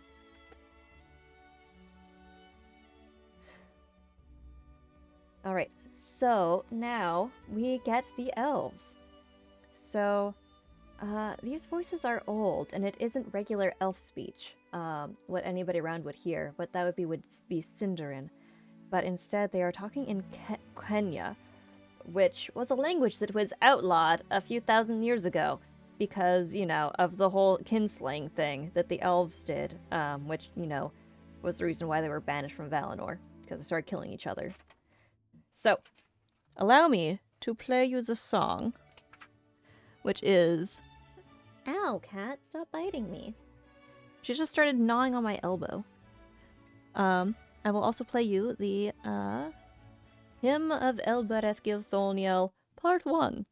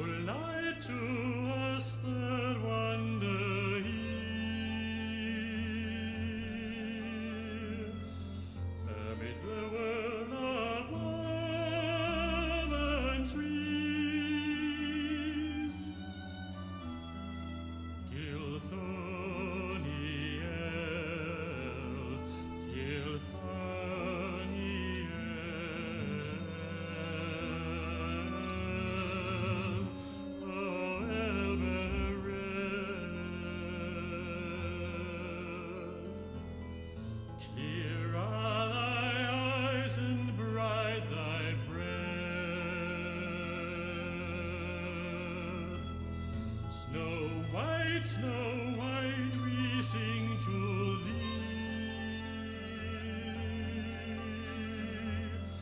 In a far land beyond the sea.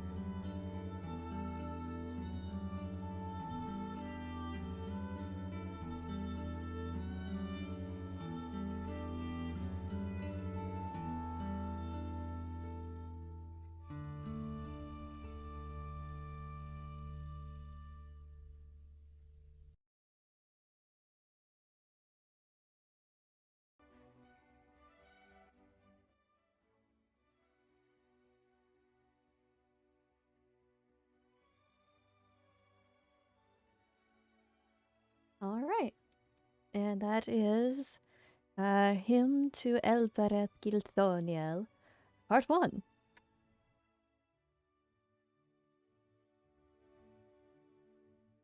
We get a few hymns to Elbereth a few times throughout the books, but this is the first rendition.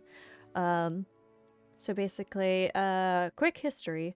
Who they're singing to right now, Elbereth. This is Varda, or Star Kindler. And she basically made all of the stars. That is the thing that she was tasked to by Eru, the One. And she made the stars. And elves absolutely love her, for the stars were the first thing that they saw when they were awoken.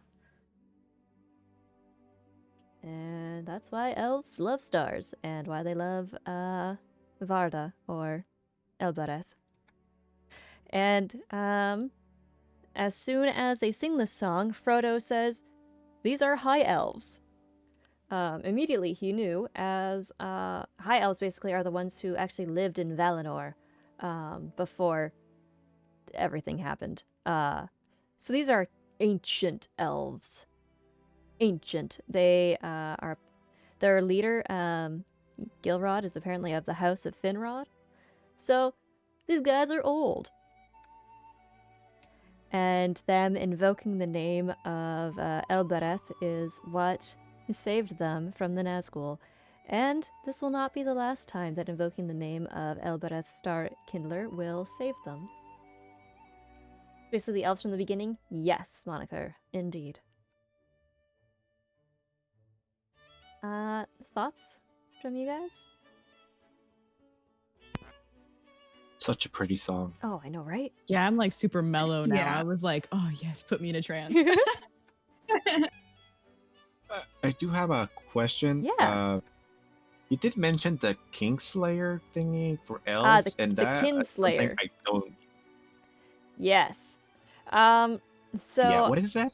here, let me try and do a very brief history lesson on the elves. So, the elves lived in Valinor, which is a place beyond the sea. They,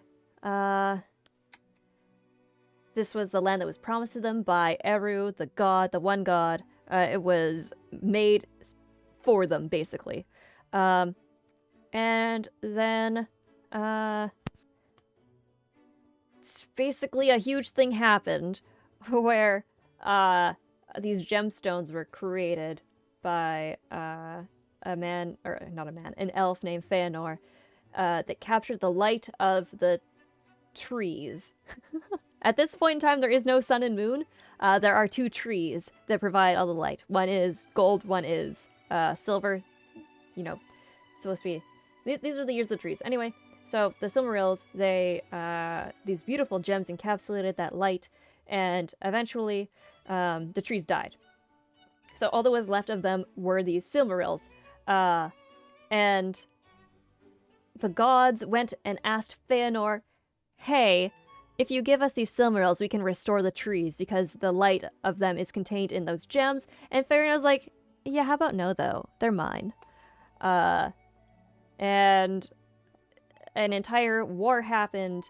Some of the Silmarils they got stolen and they got taken over to Middle-earth, so away from Valinor. And there was an entire thing. There was this oath of Feanor saying that a whole bunch of these elves of the House of Feanor refused to rest or to stop until they got the Silmaril back. Like, they would stop at nothing, and they made this oath in front of the gods, which was a bad idea in hindsight. So the elves who said this, that they would stop at nothing, they followed Feanor. They needed ships to go over to Middle-earth, because they're currently in Valinor, and there's a gigantic sea that separates Middle-earth from Valinor. And the only elves that have ships are the Teleri, which are much more peaceful-going folk who live on the ocean of Valinor. And Feanor and his crew were like, yo, give us these boats. And the Teleri were like, yeah, how about no? So Feanor and his crew started the first ever elf-on-elf slaying battle, and they killed a whole bunch of each other. They wrecked so many of the boats, set them on fire. And yeah, so this is basically the start of the downfall of the elves right here, is when they decided to kill each other. Never before in the entire history of elves had this ever happened before. So this was a big heckin' deal, and the gods were super mad. And they basically said, anybody who participated in this, look, you have this one chance now, walk away, forget about the Silmarils, just live in Valinor, you will be forgiven, everything's fine. Except all the elves who took that oath were like, how about no, we don't need to live in literal heaven. How about we go do our own thing? Peace. And so they were cursed to never be allowed to return to Valinor. And at the same time, their language was also forbidden. And that was the first kinslaying. There were a few that happened later, but that was the first. And then Ungoliant said, I bet I can swallow that Cimmeral whole. Just hold my beer. Yes, Moniker. Does that answer your question, Jonathan? I'm sorry, that's a lot of history. This is thousands and thousands of years ago. I might have to read that book just to catch up. Yeah, we're gonna go over it as soon as we finish the rest of the Lord of the Rings and also The Hobbit. But we'll go over it. But does that answer your question as to what the kinslaying was and why it's important? Yes. Cool. Do you have any other questions?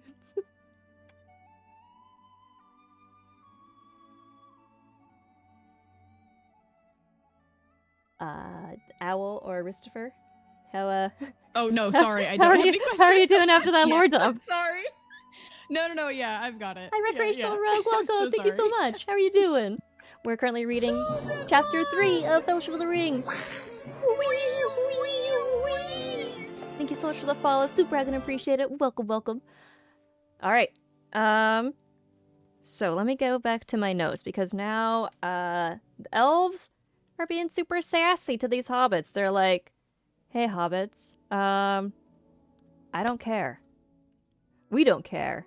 We're immortal and have been living here for thousands of years, so why should we care about your little blip of existence? Hobbits are boring. We're gonna go our way. Have fun. See ya. And then Frodo basically calls out to them and says, please, can we have company? And they're like, nah, we don't want to. And then I believe it's Pippin who actually gets them to stop.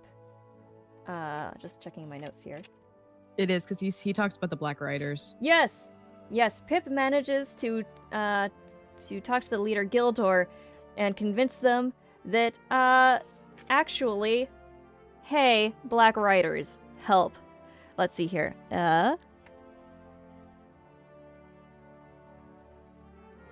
Oh, wise people, interrupted Pippin eagerly. Tell us about the Black Riders. The Black Riders, they said in low voices. Why do you ask about the Black Riders? Because 2 Black Riders have overtaken us today, or one has done so twice. Or one has done so twice, said Pippin. Only a little while ago he slipped away as you drew near. The elves did not answer at once, but spoke softly together in their own tongue. At length Gildor returned to the hobbits. We will not speak of this here, he said. But we think you had best come with us now. It is not our custom, but for this time we will take you on our road, and you shall lodge with us tonight, if you will. Oh, fair folk, this is good fortune beyond my hope, said Pippin. Sam was speechless. I thank you indeed, Gildor Inglorian, said Frodo, bowing. Ellen silla luminen omen telvo. A star shines upon the hour of our meeting, he added, in high elven speech. So, how does Frodo know how to speak Kenya? The language that was literally outlawed thousands of years ago. Like, there are actually elves who don't know how to speak it, and yet somehow, obviously he learned it from Bilbo, but like, where did Bilbo learn how to speak High Elven?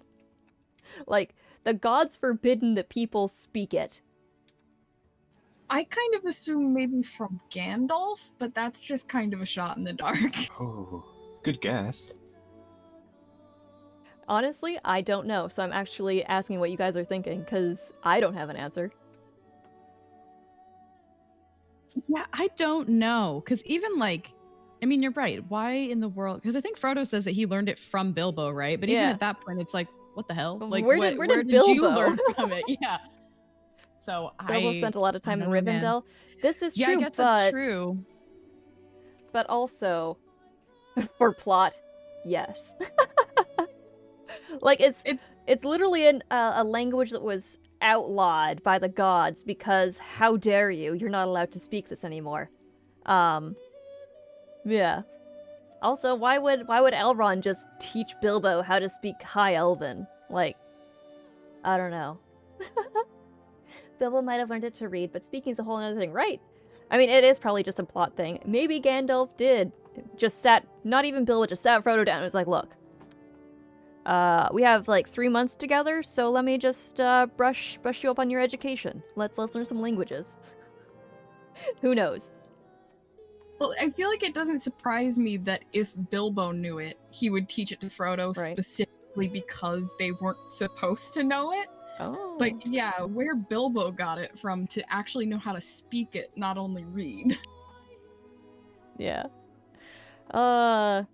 Interesting inconsistencies, and I love it. Although maybe it isn't. I mean, again, we're supposed to be reading this through the lens of many writers who wrote this tale over the years. Like, we literally see just before this happened, so before the song, the singing drew near, one clear voice, and ours with, it was singing in the fair elven tongue, of which Frodo only knew a little, and the others knew nothing. And then this is the song as Frodo heard it. Like, apparently he was able to just translate this entire song in his head instantly. Again, that's not actually what happened, as we're supposed to be reading this through a lens of history and many revisions. So maybe Frodo never actually knew how to speak High Elven, but it was one of the people who wrote this story afterwards that added it in and were like, these were High Elves. Obviously they were singing. They were obviously probably singing in Kenya. And Frodo must have understood it somehow, so he must have understood Kenny at some point as well. So let me just add this notation in. Because, Tolkien the scholar.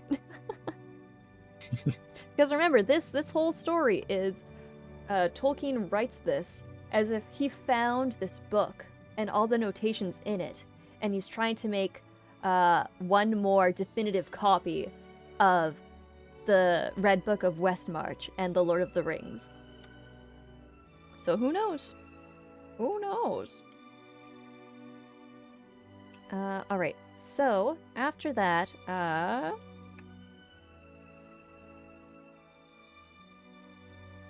let's see, where am I in my notes? Let's see, page 9? Sorry, I'll be right back. Okay, do you want us to wait? No, go ahead. Okay. Alright, so they convince him. So then, as we just saw, the elves have a very quick change of heart, and Gildor, instead of acting all aloof and saying that, we're better than you, they're like, yeah, you know what, you should join us. Actually, not just join us, you should stay the night with us. We're gonna be gone in the morning, but, it's no longer safe, so come with us. So they take them down basically a ferry road sort of thing, and they make sure that the hobbits are in the middle between all of them so that they don't get lost anywhere. And Pippin almost falls asleep, but there is an elf ready to catch him if he ever starts stumbling and falling. So once they get there, there is a beautiful scenery of basically trees with looking like pillars, and trees on 3 sides and a grassy area open, and then inside it looks like it's almost a hall made of tree and branch. And the boughs knit above the sky so that you can still see some of the stars through the leaves. And there are gold and silver lamps hung upon the tree pillars on the sides, and a table, and some of the elves are sitting on stumps and they're sharing food and drink, and it is absolutely wonderful. Sam and Pippin can barely remember anything of this. They remember lots of images and how they felt, but they couldn't tell you what actually happened. Frodo remembered more of the speech. Not necessarily he remembered what happened, but he remembered talking a lot, which makes sense because he's the only one who apparently understood any High Elven at all. Pippin and Sam were completely lost and had no idea what was even going on. Elf roofies, yeah. And this parallels, God, what is it? The Council of Fae? Is that what it's called? the court of Fae. You get lured in and it's beautiful and fantastic, but don't eat any of the food or else you'll be trapped there forever and never be allowed to go home.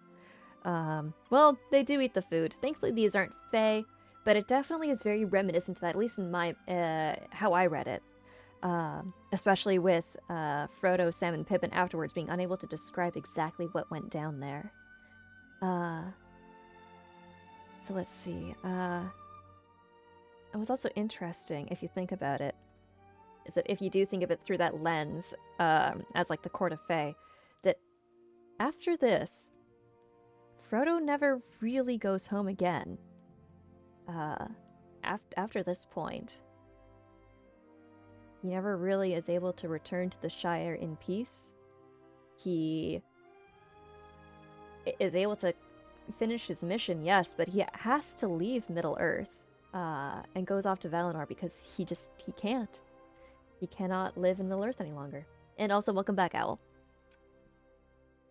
Thank you. What about you guys? How do you feel about the similarities between this scene and the Arthurian Court of Fae? If you have any thoughts on that.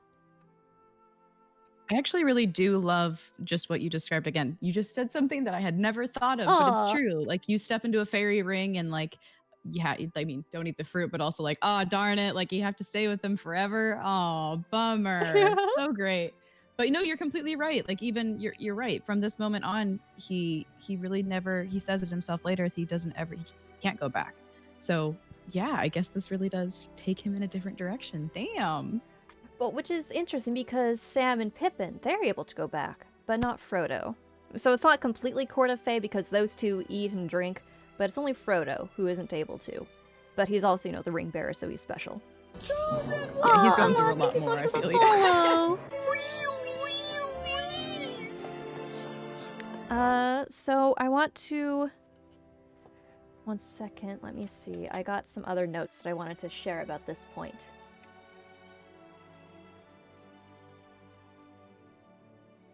Sorry, give me 1 second. I wish I had bigger sized paper for my notes.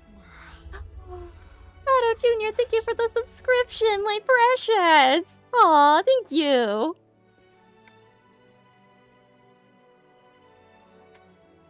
Absolute sweetie pie, thank you so much for the subscription. How are you doing, Beto Jr.? Good to see you. What brings you to this crazy part of the internet where we're talking about Lord of the Rings? Also, hello, Panapopums. How the heck are ya?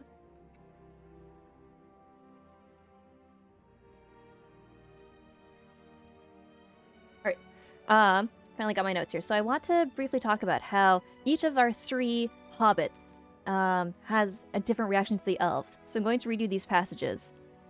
So here's Pippin. Pippin afterwards recalled little of either food or drink, for his mind was filled with delight upon the elf faces, and the sound of voices, so various and so beautiful that he felt in a walking dream. But he remembered that there was bread, surpassing the flavor of fair white loaf to one who is starving, and the fruits as sweet as wild berries and richer than the tended fruits of gardens. He drained a cup that was filled with a fragrant draught, cool as a clear fountain, golden as a summer afternoon. Sam could never describe in words, nor picture clearly to himself what he felt or thought that night. Though it remained in his memory as one of the chief events of his life, the nearest he ever got to say was, "Well, sir, if I could grow apples like that, I would call myself a gardener." But it was the singing that went to my heart, if you know what I mean. Frodo sat, eating and drinking and talking with delight, but his mind was chiefly on the words spoken. He knew little of the elf speech and listened eagerly. Now and again he spoke to those that served him, and thanked them in their own language. They smiled at him, and said laughing, "He is a jewel among hobbits." So Pippin and Sam are both described as having much more sensory and much less articulate reactions, but like I said, they don't know the language, and we're specifically told that Frodo does. So I really enjoyed that Tolkien told us all 3 perspectives.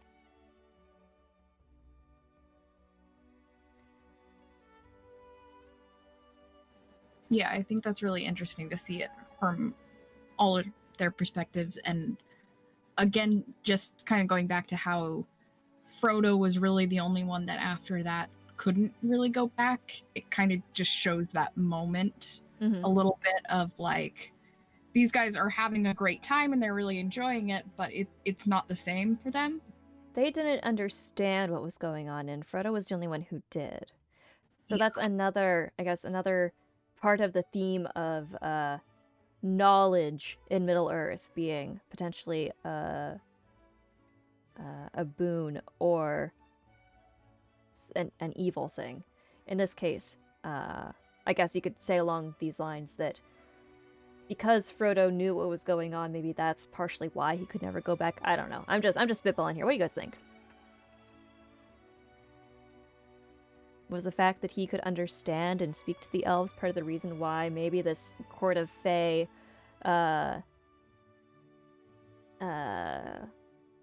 what do you call it when things are similar? Similarities.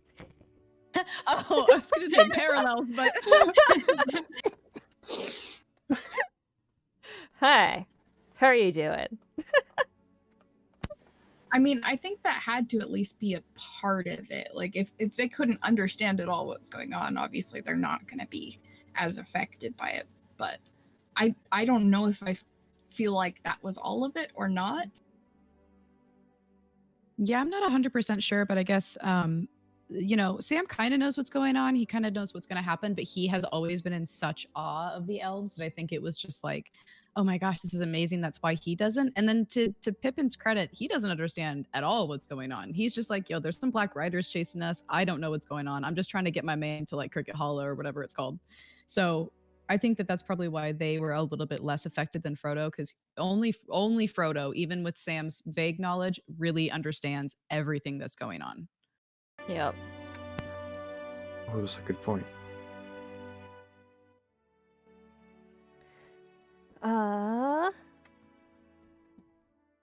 Yeah, like you said, at this point, Pippin has absolutely no idea what the heck is going on. He doesn't know about the capital E enemy, capital D danger.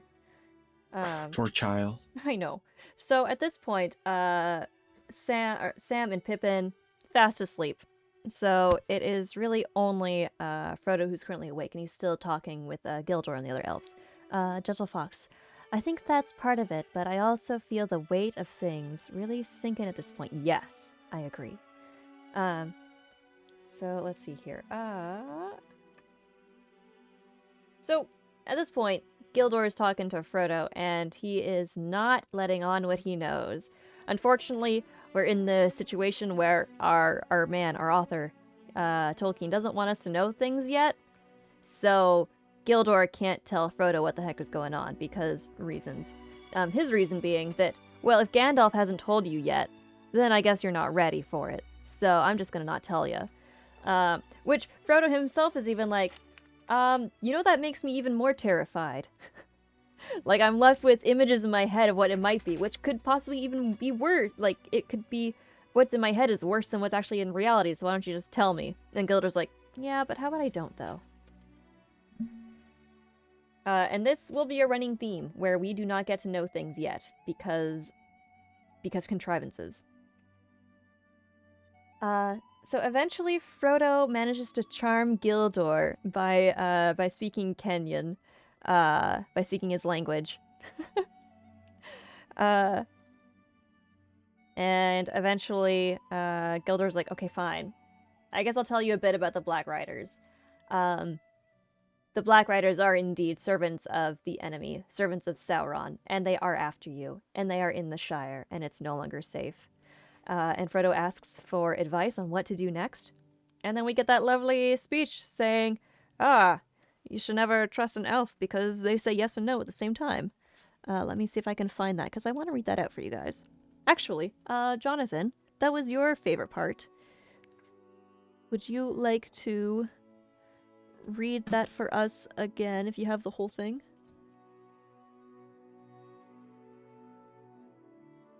Trying to find it.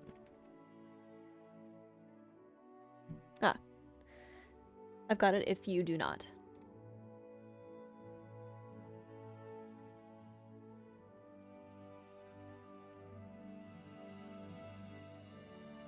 Alright, so I've got it here. So it is, so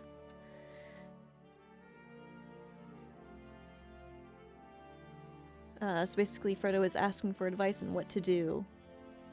Frodo basically says that he wants to go to Crick Hollow, maybe even to Rivendell, but his footsteps are dogged before he could even get to Buckland. And then... I think you should still follow that plan, said Gildor. I do not think the road will prove too hard for your courage, but if you desire clearer counsel, you should ask Gandalf. I do not know the reason for your flight, and therefore I do not know by what means your pursuers will assail you. These things Gandalf must know. I suppose that you will see him before you leave the Shire? I hope so, but that is another thing that makes me anxious. I've been expecting Gandalf for many days. He have to come to Hobbiton at the latest 2 nights ago, but he never appeared. Now I am wondering what can have happened. Should I wait for him? Gildor was silent for a moment. I do not like this news, he said at last.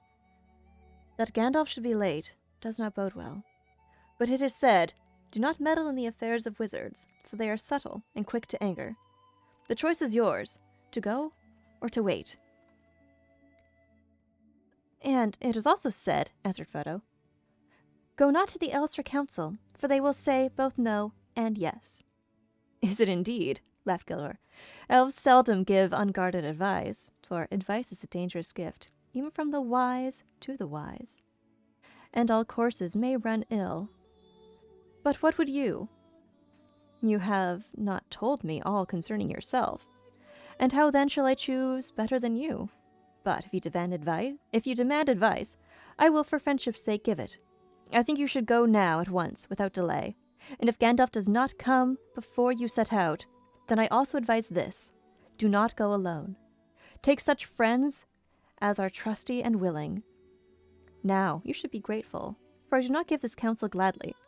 The elves have their own labors and their own sorrows, and they are little concerned with the ways of hobbits, or any other creature upon earth. Our paths cross there seldom, by chance or purpose. In this meeting, there may be more than chance, but the purpose is not clear to me, and I fear to say too much. There's a whole bunch there. Not only do we get that very, very witty and quick reply by Frodo, telling this ancient guy, yeah, but, like, you say yes and no at the exact same time, so why bother even talking to you? But we also get a hint that there are other purposes at play here, which, in my mind, means that we might be talking more about the gods again, and Eru Iluvatar, his plan as well.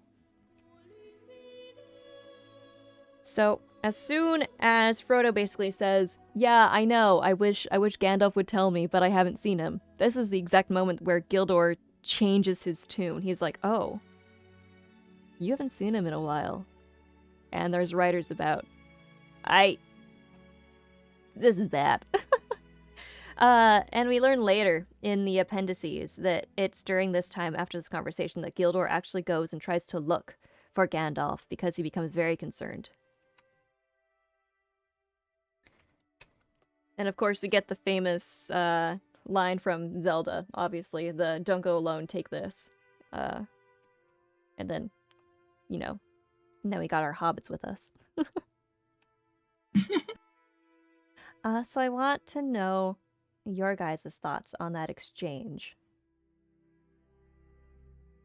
So I'm not 100% positive of this, and this isn't really even information at all. Oh yeah, go but ahead. I'm pretty positive.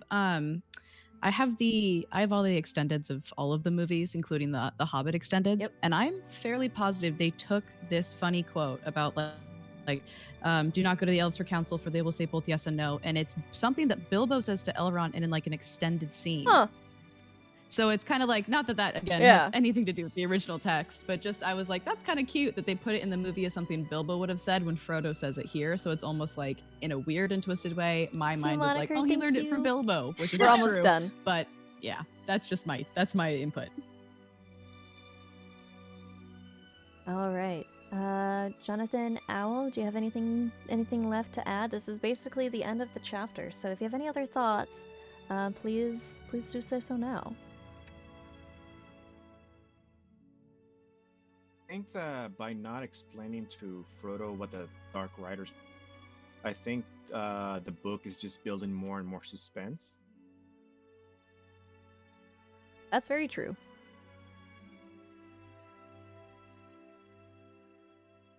We don't know exactly what the Nazgul are yet, or who they are, except that they answer to Sauron and are of the enemy.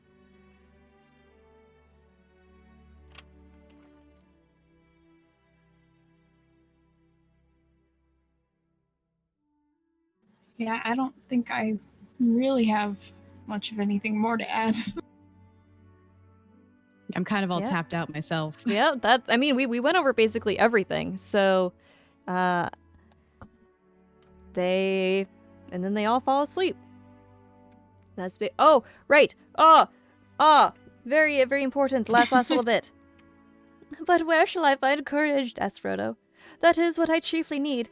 Courage is found in unlikely places. I love that. Courage is found in the most unlikely places. And of course, they use that line in the movie as well, but it's another good line. So, Gildor then tells Frodo that the Wandering Company, whoever that is, or the Wandering Companion, the Wandering Companies shall know of their journey and have power for good shall end up on your watch. And then Gildor names Frodo Elf Friend, which in the past, if you were a non-elf and you were named Elf Friend, that normally meant that there was some elf magic, or maybe even Varda Star Enkindler watching over you now for a mortal to be named Elf Friend. So we definitely see that again later, where Shelob is attacking Frodo, and he calls upon, the Light of Elendil, who is also an elf friend.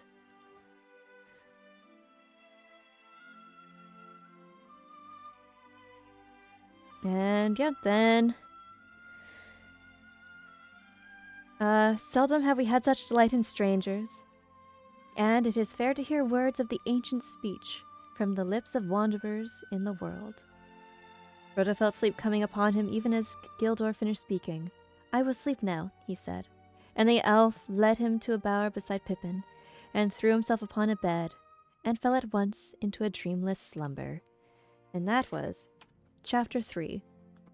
So next week, your homework is to read Chapter 4, A Shortcut to Mushrooms, and we will discuss that. I want to say we'll discuss it next week, but that'll be just after my 24-hour stream, so I'm going to make it happen. I am promising you, I will do my absolute best to make sure that we have a Sunday reunion for A Shortcut to Mushrooms. Girl, you are a saint. We love you, Maple. Oh, We love you guys too. so much. Thank you for doing this again every week. Of so course. thankful. Yeah, Bucko, I'd love for you to help out. I guess if you could just let me know what kind of hours you're available generally. Like when you're available to be on stream. Definitely do not say you're available all 24 hours. That is stupid. Like when do you go to bed? Stuff like that. Just so I'm trying to schedule a whole bunch of stuff. Loose schedule. It'll be Saturday next week. So the 13th at 11 a.m. Pacific time. And we're going to be raising money for the Trevor Project, which is a, like I said before, it is a crisis line / suicide prevention program for LGBTQIA youth. And they do amazing stuff. And I'm very excited to be raising some money for them. And again, you do not have to do anything else that you would normally not do.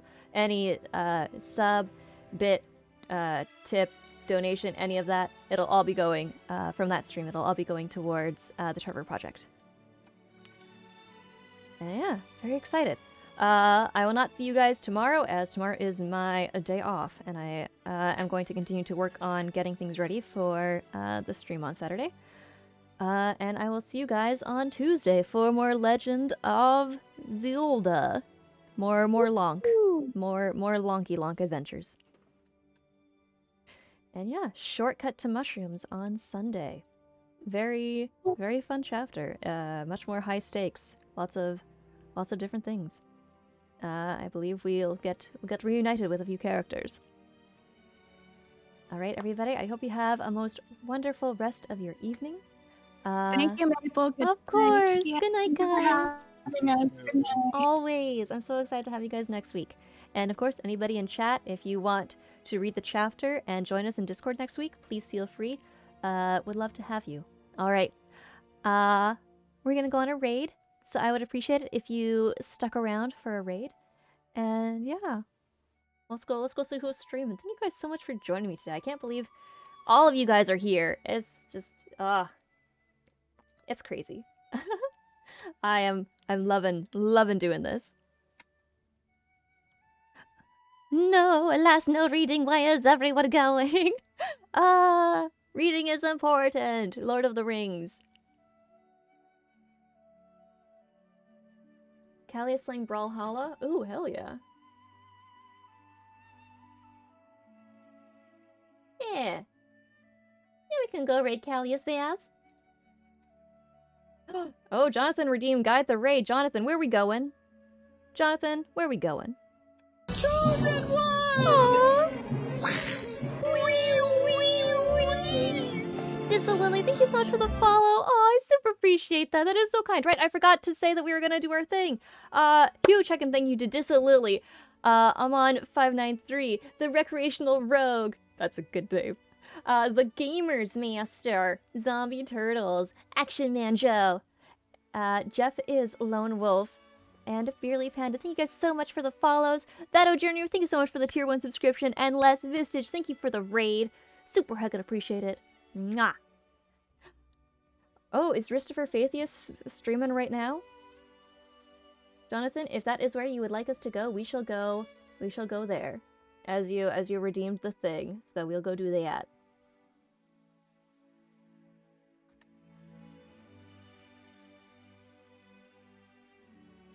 I'm looking, but I don't see her live. There she is. There it is. There it is. Alright, we gonna raid. We gonna go raid Christopher Faithius. Please give her some love. She was just on our podcast. Book club thing. So please give her a like if you do like her stuff. And again, thank you all so much for joining us tonight. I love you all. I can't believe that literally 30 of you were here for like all night for talking about Lord of the Rings. You have no idea how much it warms my heart. All right. Sleep well. I hope you have a wonderful week. If you're starting your work, have a good Monday, and I'll see you guys on Tuesday. Otherwise, happy book club, happy reading, and we'll see you next time. Good night, everybody. I love you much. Take care. Love you. I name you all Elf Friend. Bye.